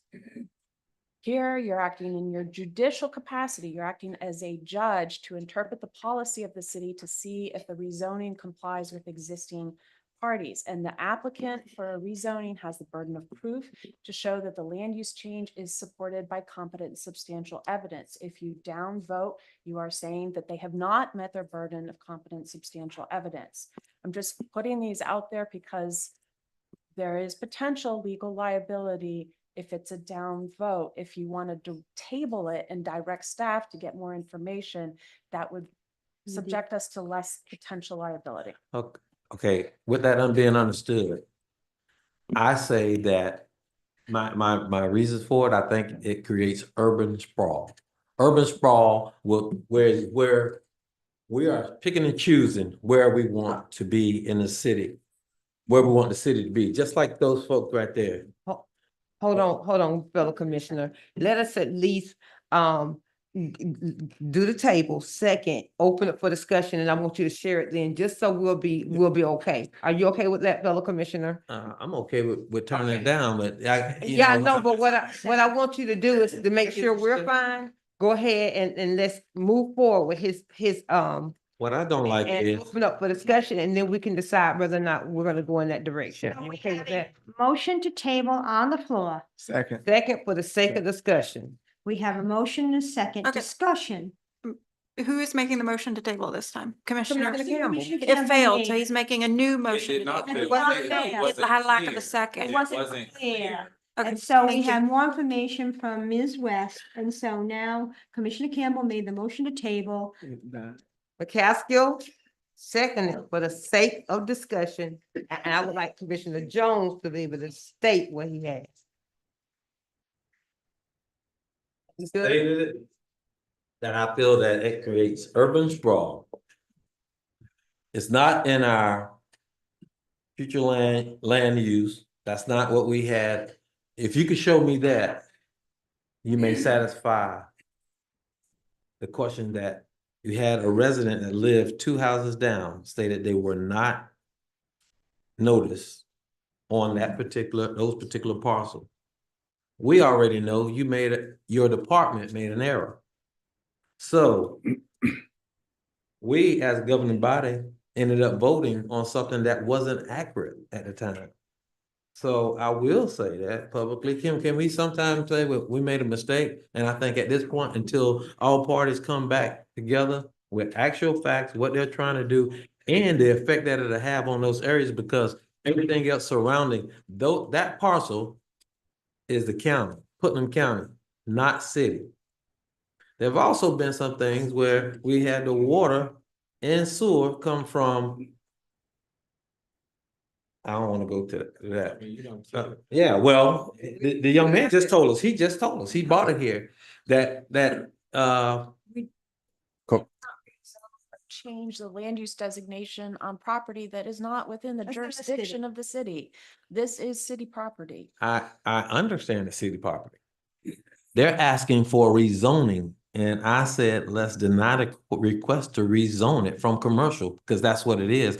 As the young man just said, as long as he's been there, it's been commercial. So we don't have to rezone it as residential. So I'm not. Commissioner, Mr. White was referring that he didn't get notice was when they rezoned the lot 134 back in 2023. That's when he didn't get notice. Not this time. He got notice, and that's when he came to the hearing. I know it is a different property and it was presented. And that's my position. I put the motion up. You don't have to go with my motion. Another thing, attorney, you had that readily accessible. But when we were asking other questions, there was no guidance. I just want to say, no, I know what I'm talking about. I have these slides queued up on all future land use change requests and rezoning requests. They are the standard slides that you have seen numerous times. Mhm. I put them up just for your ease of reference. There's nothing different about that. So we let Mr. Kennedy talk, and when Mr. Kennedy talked, it appears that he didn't present anything to support. And I didn't ask you to come up, Mr. Kennedy. I said when we did allow you to talk. Did Well, you call There you him go to the again. podium? There you go Did again. you call him to the podium? Well, I did not call you to the podium, Mr. Kenny. Please Well, sit down because we're getting really, again, out of Did control. not call you to the podium, and if you do not sit down, I will ask that the police remove you. Thank you. No, Mr. Kennedy, please just sit down. It's okay. No, it's Please sit okay. down. I mean, please sit down. It's okay to sit down is what I'm saying. Thank you. He's sitting there telling you that she did not approach the podium, so here. I'm done with it. We have, for the sake of discussion, we do have a motion and a second on the floor to table. How do we want to proceed? All in favor? Aye. Aye. We have all opposed. Hey. Nay. Motion failed 2-3. I do that.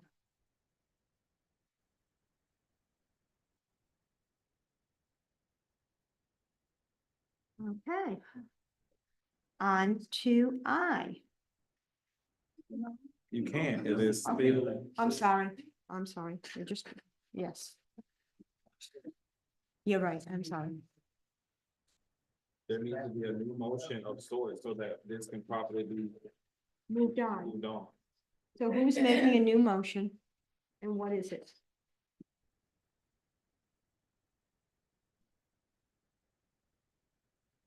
I made a motion to deny the request for rezoning. A motion. Do we have a second? Madam Mayor, is it for the rezoning or the flume? Can I have It's the clarification? flume. It's good, yeah. For the application. The entire application to the flume and the rezoning? I haven't read the caption for the rezoning. Two, Go ahead and read the other one, please. no. Two separate things. I just said for the zoning, and then you guys stopped it. You stopped it, Mayor. Point of order. It's, Point of order. I would like to recognize again that the individual is speaking from the floor. Madam Mayor, can you please control that? Manage the meeting in a manner so that that individual is not speaking from the floor again. there is amending the future land use map and rezoning parcels. Those are the two. I was ignoring. Madam Mayor, if I may. Just to remind the commission, Let's just wait, Oh. Mr. Agami, try to get this resolved first, please. Thank you. Yep. Thank you. Did you- Okay, so there are two items if you look at the agenda. Okay. So what is your motion, Commissioner Jones? The first item that we were just discussing was to rezone. Is that correct? No. Future land use, the first item is to change the future land use map. to change it, and okay, well, again, I vote to decline, to deny that change of the future land map And rezoning? and rezoning. I, See, you You said have it to twice. I take one at a time. future land use map changes, I deny. Is that a vote or a That's a motion? motion. That's a motion. Motion, do we, Just that one item.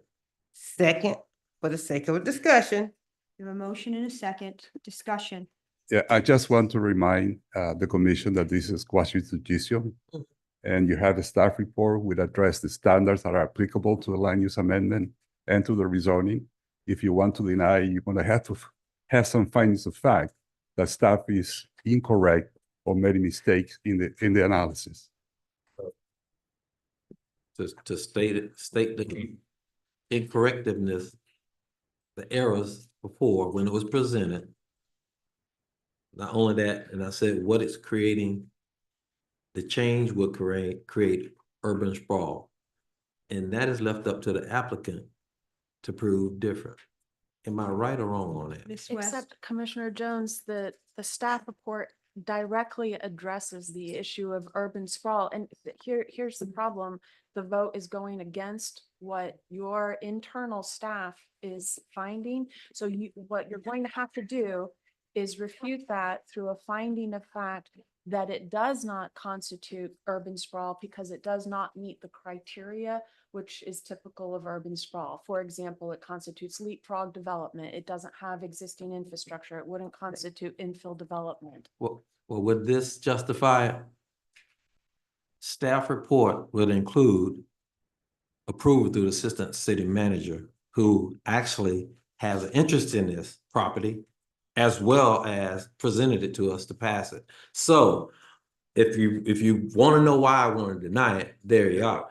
So without trying to say that in the public, that's the real reason why. Okay, so there's conflict. Conflict, I feel, arise in even creating it. If I'm wrong, I'm leaning on you, attorney. If that's not, we'll move forward to whatever direction you say I should go. Okay, so your finding of fact is because the assistant city manager was involved in the application, is one of the applicants. Yeah. And Actually, you said, and staff that approves this because he is actually Mr. Lorenzo's boss, direct report when this is happening. okay, so that is the basis for denial. I think it's, I think. Commissioner, I never reported to the assistant city manager. I report to the city manager. The assistant city manager hired you, Lorenzo. No, the city hired me. He wasn't here when you got hired. Yeah, but I don't report to him. I report to Mr. Bell. Please sit down, Mr. Yeah. Bell. Thank you. So you tell me, you just told me that staff, who is staff? Can we identify staff that push this forward and approve it? Who are the members of staff? It's your planning staff. It's your planning department. All involved, please, can you? And then you can make me make a better decision. Well, it sounds like the denial is based upon the fact that the assistant city manager is one of the applicants for the land use change and the rezoning, and that is the basis for your motion for denial. Am I capturing that correctly? You're not, you. Also- You're looking at me, Also, there's also approval. He's in the line of approval as well. So you're on both sides of this thing. That's how I said. So how about verifying that if that's not a conflict or it's not a reason to go forth or to deny it, you give us direction on that, Madam Attorney. So the fact that you have a member of your staff that is an applicant for a rezoning and a future land use change in and of itself is not a conflict of interest. And he's in the approval line because he actually is, No, that's not. he's not in direct report. Who hired you, Mr. Lorenzo? I think the question is, who was the, I asked the question. I received an offer of employment from the city of Palaca. At the time, there was the intern city manager was Mr. Jonathan, was the acting city manager at the time when I got my offer for employment. Which was who? And this item began before my time. Which was The who? staff report that is part in your package, the analysis was done by the prior planning director. I didn't hear it. Who was the acting interim city manager? Jonathan Griffith. Thank you. So if that's not, I'll follow your direction as far as being legally in line. I have a question. Go. I- Mr. Bell? Yes, I wanted to get some clarification on what leapfrog development is. Sure. Leapfrog development is when you have development within a urban service boundary, then you have undeveloped land, and you leapfrog over that land to develop something that is well beyond the urban service boundary. Right. So leapfrog could also be a reason. Leapfrog is an indicator on the old, under Rule 9J5, an indicator of urban sprawl. Yes. So all of that is the reason why I would deny. If that's not enough, Except this is not leapfrog development, it's infill development. how is that not leapfrog when we're talking about State Road 20? Past, anything past the hospital on the south side of the road is all county development. Until we get to that one spot, which is 7341, and we go, we want to make this parcel city. And I'm happy to do a presentation on what constitutes urban sprawl, but this is a neighborhood with existing available infrastructure such as water and sewer. That is classic infill development and not leapfrog. Leapfrog is when you stick 1,200 homes in the middle of a cow pasture that has no existing infrastructure and is not adjacent to an urban service boundary. Well, again, urban service boundary. I'm not gonna go back and forth with you. So you said it doesn't constitute it. The city manager even chimed in and he probably thought it was leapfrogging as well. So if you say no, I go along with tabling, but I think my vote failed anyway, if I'm not That mistaken. table, that failed. To table failed. Yeah, the table failed, but I still didn't get any direction from my council here. Okay, go ahead, Commissioner. I Okay. went. No, go ahead. You have the floor. Huh? Ma'am, I'm saying you have the floor, ma'am. Go ahead. I had it. We didn't get any direction from my council really after that. Disagree, I got a whole lot of direction. I do too. The direction was we should have tabled it. Okay, but the table has died. But and I'll bring it back up before it's to move on, because if we don't, we're not gonna move on. Go ahead, The reason I brought the table up was Bring for it up. allowing it to be properly vetted. That would have sealed it. That would have given us the opportunity for us to make sure. Again, we have to think about, she's brought up the possibility of litigation and things of that nature. We want to be mindful of that. Again, if we ask her the question, she gave us the answer, and it may not be what you wanted to hear. We have to respect what she has brought to us. And again, if you agree, you disagree, that's the way you vote. But again, in order for us to move on to protect this city, we got to make sure that we make a decision solely based on what's been presented to us and not personal feelings. Thank you. Commissioner McCaskill. Thank you for that. And I have no personal feelings. I would like to correct it if that's what we need. Since it died legal, how do we move forward in order to correct this? So Give me a my advice does not change on this issue. I believe you should postpone this matter, table this matter, so you can fulfill whatever questions you have, whether it be additional information about urban sprawl and what constitutes leapfrog development. But my legal advice to this commission is to table this matter to get that additional information. Rightfully understood. What is the process we need to take to do that since it's already died? Do we open it back up, retable? You can, Commissioner, That's what I need to know. Sure, you can do a motion for reconsideration so long as the motion is made by, I'm sorry, it's late, by someone who Did not make did the not original make- motion. Can I make another suggestion? Yes, sir. Mr. Bell. Instead of tabling it, which is typically at a later time in the meeting, why don't we look at a motion to postpone to a later date? stay. Mhm. That way you don't have to worry about reconsideration. Just take a motion to postpone. I make a motion. Can- Oh, sorry. Commissioner McCaskill. Go ahead. No, you go ahead, because I wanted this, if we second it for the sake of discussion. You go ahead. You do. Is that something that we can do? If that was a plan B, I would have liked to know. Absolutely, I Thank stated, you. yeah. Mhm. I like to Okay. make a motion to postpone until date certain. Thanks, sir. The next commission meeting. Next commission meeting. Next regularly scheduled commission meeting, by the way, which is August the 8th. That's why I said date certain. Okay. So we have a motion. Do we have a second? Second. We have a motion, a second, all in favor? Aye. Aye. Any opposition? Thank you. We gotta get clarity. I still ask a question that's not to bring.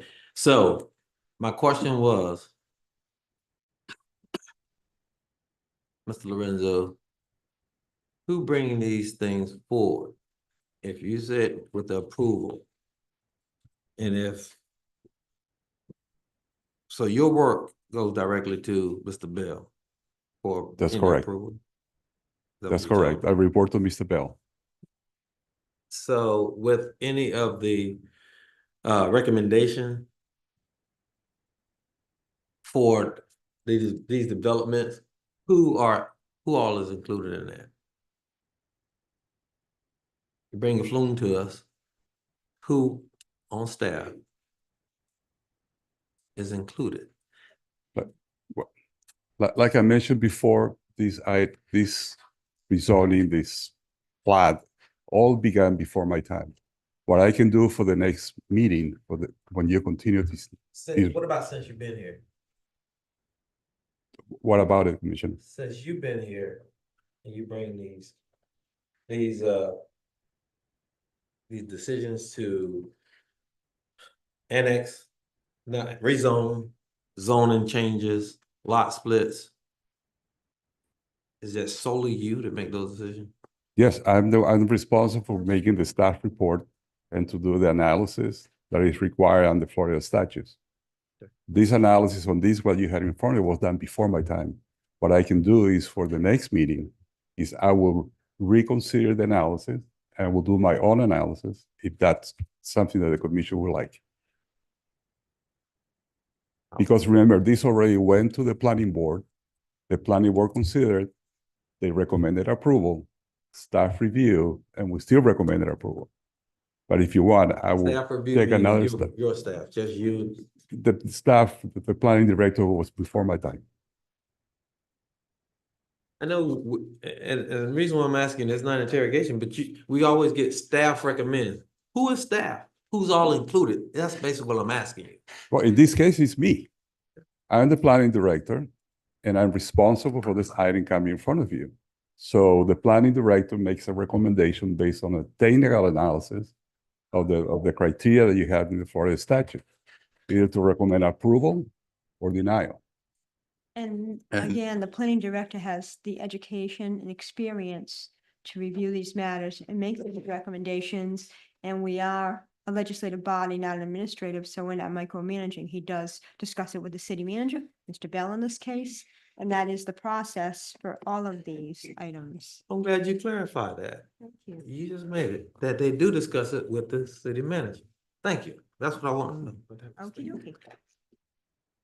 So that means that parcel was already discussed with the prior city manager or acting. Which, thank you. Thank you. I have no further questions. Okay, thank you.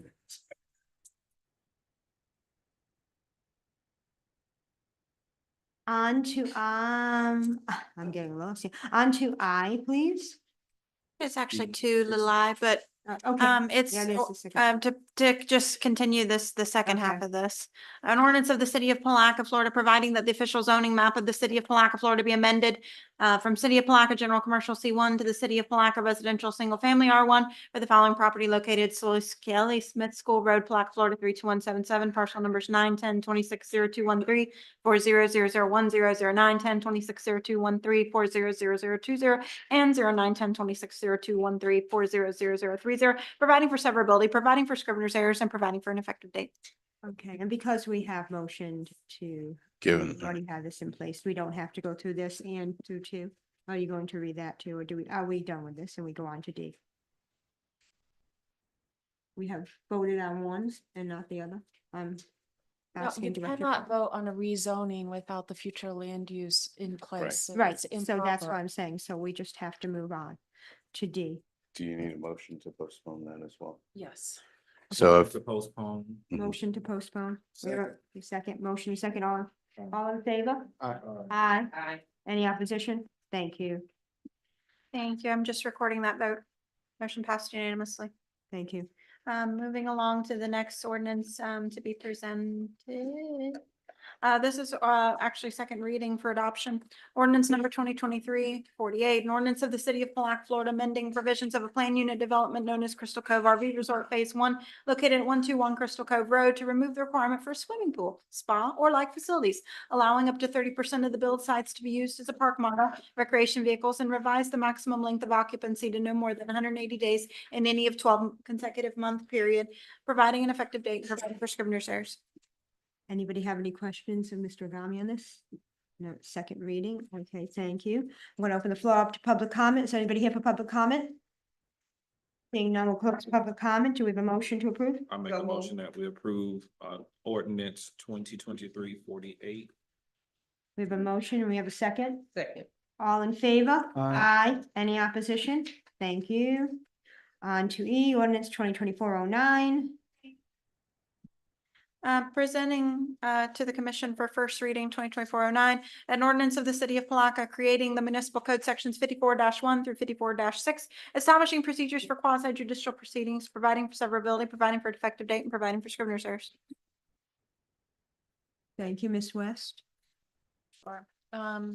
Currently, the city lacks any established procedures within its municipal code for quasi-judicial proceedings, which, as you just noted, are a fundamental part of land use law and are legally required for all land use changes. Establishing this procedure codified in the code will provide transparency not only for the city commission, but for staff and for the public on a wide range of proceedings that come before the city commission, its board and committees. This defines all the applicable terms, and so you're going to have basically standards moving forward on all your quasi-judicial proceedings. And this has been a bit of an issue I've noticed as we have had some of your committees, for example, the Historic Preservation Board. You've had a couple of appeals, and it's the people making the appeals wanted more clarity on the process. And I tried to implement that on a piecemeal basis based on my experience.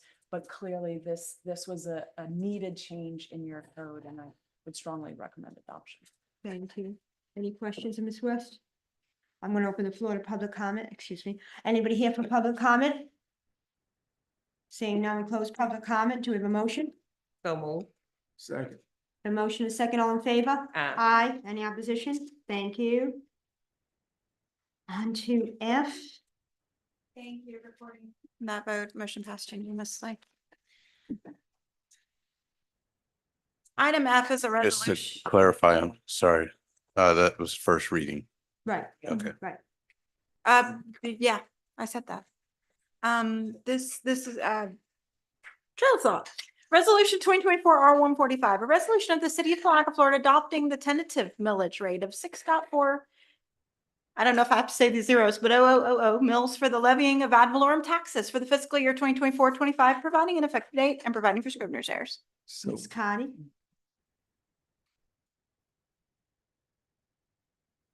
Good evening, Commissioners, Mayor, all that are in attendance. The Chapter 200 of Florida statutes set a timetable for the calculating and notifying the public of the process of setting ad valorem millage rates and adopting a budget. So like day one is July 1st, and then we have by 35 days, we have to actually notify or advise the property appraiser about proposed tentative millage rate and also the current rollback rate. Within 55 days, the property appraiser will mail out to the city and property owners a notice of proposed tax. The 80th day, we have to start doing with certification and must hold a public hearing. So September 12th, we will be holding our first public hearing. September 26th, we intend to hold the final and second hearing. So we've already received the certification of tax value from the county appraiser. And this year, our preliminary gross taxable value is $712,953,000, which is actually 7.8% or $51 million more than what it was last year. Last year it was $661,523,000. So we will make certain that we meet the deadlines. The rollback rate, as calculated, is 6.1271. And that's not a tax increase. That's just based upon the fact that the property value have increased and to be certain that we remain level. So applying the proposed rollback rate would give us an income level of $4,368,000. The rate that we have currently is 6.4000.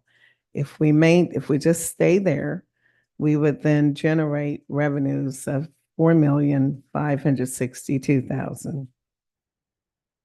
So that's slightly more than the rollback rate. We have actually three options. Option one, adopt that rollback rate of 6.1271 or maintain the current rate of 6.4000, or we could consider other options. In the packet, I did put in some historical information, letting us understand like how the values have increased from 2020. We increased from 37 million and now we're up to 64 million. So our three districts together. And then the revenue from 2021, we were at 568,000. It's anticipated for this budget that we would be closer to 900,000. So that lets us understand how our property values are increasing our revenue for the CRA as well. Okay, so there were some options I put here. I put the 6.1271, the 6.4, and then not knowing where you would like to go, I did say perhaps you wanted to increase revenues by, say, a set amount, 500,000. If you thought of that, then your millage rate would be higher. It would be 6.68. And if you decided that you wanted to earn a certain percentage more than what you earned this year, let's say 5%, then your millage rate would be higher. It would be 6.72, a little bit lower. Okay, so the point is the rollback rate is 6.1271. Our current rate is 6.4000. And I think that's the most important thing that you want to know, or information that you want to understand. If we do 6.1271, that is not considered a property, increase. It is not considered an increase. If we decide to stay level with our rate, we're currently 6.4. If we say we're going to stay there, our revenue is going to increase, and it will increase by 198,000, I believe, compared to the rollback rate. 194,000. So what we need to make a decision, commissioners, what do you want to do? Do you want to stay level at the 6.4? Or do you want to accept the rollback rate? Whatever it is, we have to communicate not later than like August 2nd, August 4th. I like to do a rollback, give something back to the community and the taxpayers. If it's got the same level of services, you're not hitting anything. At least, I mean, it's only 100 and some thousand. Yes, sir. So I think we should do something for the community as it relates to taxes. So, and I'll say it one more time on page 6 of the information you have, it actually quantifies, what that amount is. So it would be $194,000 less.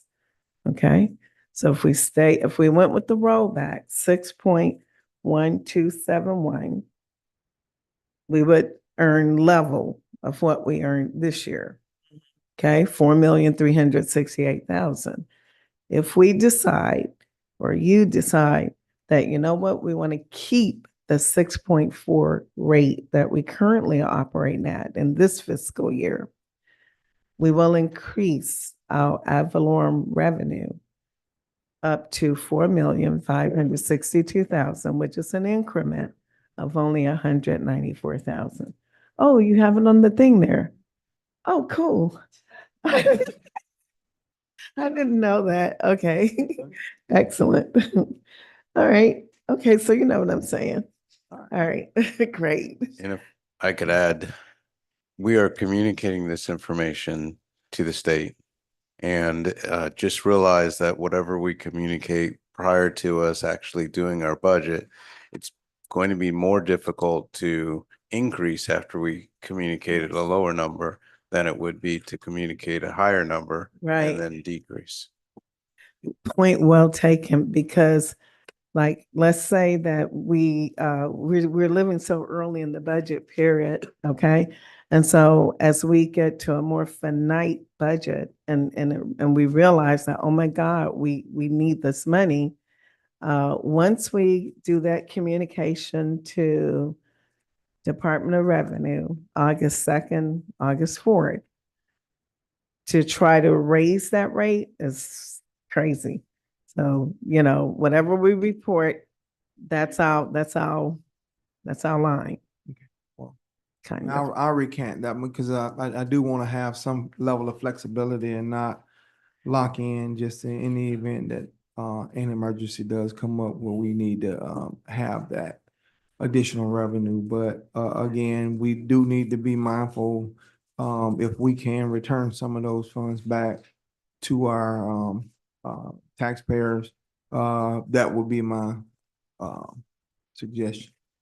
And as we're in the budget period, what we can do, we can remain cognizant that your desire is to give back to the community or reduce that ad valorem by 194.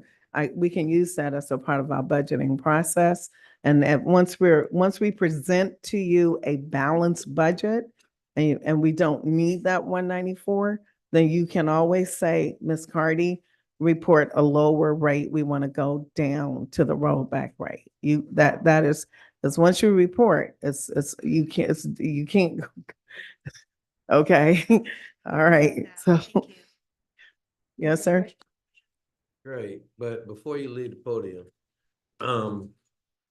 we talked about that power assessment. Do you think that you will be able to work with Mr. Lawson and figure out a way we can lower that assessment? Yes, if I may be candid, the fire assessment revenue stream actually constitute an average of 58% of the existing fire department budget. So, I'm just putting that there. Then to say that there is a way to create different scenarios to say, okay, right now, for instance, as of this moment, we expect the fire assessment revenues to increase. Currently this year, the year we're living in, we got like 1.9 million. Okay. So for the budget year that we're going into, the anticipation is 2.1 mil. So that's 200,000 that we are expecting to have as an increment in the fire assessment revenues for the budget for 24-25. If you give us a directive, hey, see if we can also keep fire assessment revenues level, then I will definitely pursue that. I did thought that I had gave y'all that direction. You did. So And I will have that as a part of, I wrote it. So wrote it I down. want to make sure that we own that, to try to make that happen for our constituents. Right. And I did commit to working with our finance director and Mr. Lawson to see how we can make that happen. Ma'am? Thank you. Any further questions? I'm going to open the floor to public comment. Is there anybody here for public comment? Come on up.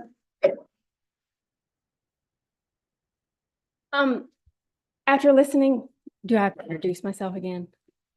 I'm sorry, what? Do I have to Yes, introduce yes, myself? please, you Okay, did, Mandy you did. Stevenson, 415 Jackson Avenue, Black, Florida, 32177. Thank you for listening. After hearing her speak, my question, because if you're having a budget meeting tomorrow, we as the city are very dependent on this protection plan, because it's not a fee, is what Mr. Austin said. It's a protection plan. So with that being said, going forward in the budget, you guys can't, in what I'm hearing, fudge anywhere. You can't balance the scales any different because you are so dependent on that revenue money to keep the budget balanced. So whether you stay at 6.4000, whatever, you can't really lower that, because if the market value in the city of Palaca takes a nosedive, you guys have no cushion. So I understand what we're asking as residents of the city for you guys to do, but you guys also put this in place to help us get out. And now you guys have solely surrounded your budget around it. And that wasn't the purpose. So that's all I have to say. That's why I say maybe it will cause us to trim a little fat in some of the wish thing. That was a public comment, and the floor is still open. Is there anybody else here for public comment? Seeing none, we'll close public comment, and it's not a dialogue, it's public comment to hear the public and not go back and forth. Thank you. Commissioner Moran. Well, and that was one of my things as it related to like last year's budget. Last year's budget, when we had 22 positions put in place and at well over $1 million. And so those are the type things. It's not a dialogue, Commissioner Moran. I had my thing raised so I can make a conversation. So I do have that option to put my card up so I can at least be recognized so I can make a comment. But she didn't recognize you. She did. She did. So, but anyways, again, speaking back on the budget, that's what we're talking about, trying to be fiscally responsible. Last year's budget, again, we had about 22 positions posted. I think we went with 17 or 19 or whatever. So we had more people supposed to be hired, and we're eating up the monies that we get in and we collect. So we want to make sure that these positions that we hire for, that those are positions that we need to be in, and several of them wasn't filled. We don't need an extra cushion for the city. And that's where some of the monies are going. Thank you. I can give you several positions. Public comment has been closed. Are we ready to make a motion? Oh, I'm sorry, Commissioner. Thank Well, you. I sorry. just wanted to ask to be fair. You allowed Commissioner Bourne to respond. I think it'd be Yeah, fair so to yes, let yes, and Commissioner I'm- Jones to yes, respond. Please go ahead. Please go ahead. Yeah, I'm sorry. I just want to be fair to let Commissioner Jones respond. You let Commissioner Bourne do it, and just fair and fairness. Commissioner Jones, he says he's fine. Yes, ma'am. Thank you, Madam Mayor, for that recognition. Thank you, Mr. Scott. Mayor, may I just clarify, in that budgeting process, though, commissioners did cut at least 11 of those positions, you know? Yes, I recall. Okay, I just wanted to remind you. Thank you. Do we have a motion? Motion to approve. Second. Thank you. Motion is second. All in favor? Aye. Any opposition? Thank you. Motion passed unanimously.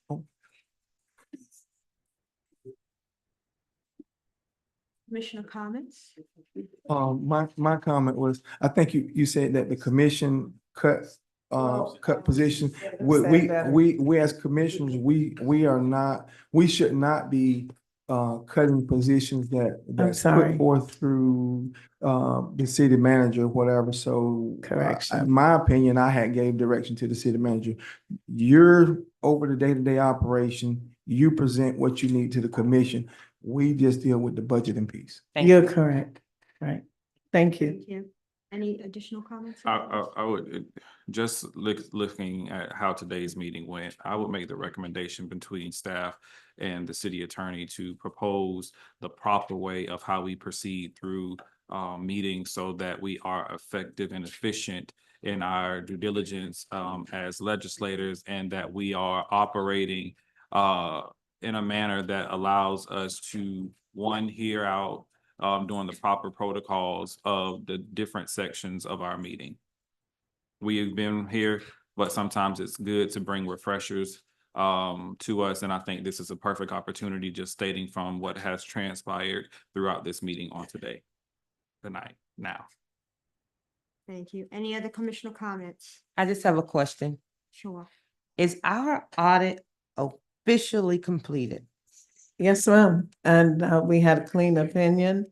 Our net position increased by 9.3 million. We had a stellar report, no findings, and findings that have been there for 2 or 3 years were actually taken off of the report because it was evidence of the correction that had been made. And when was that officially completed? Um, Officially completed. You want me to stand up or it's No, you're okay? good. I mean, Okay. it's according to the mayor. I just Okay. wanna. Okay, Yes, it ma'am. was actually completed May 24th, 2024. Oh, you know, I have a big voice. I'm sorry. Okay, Okay. thank you.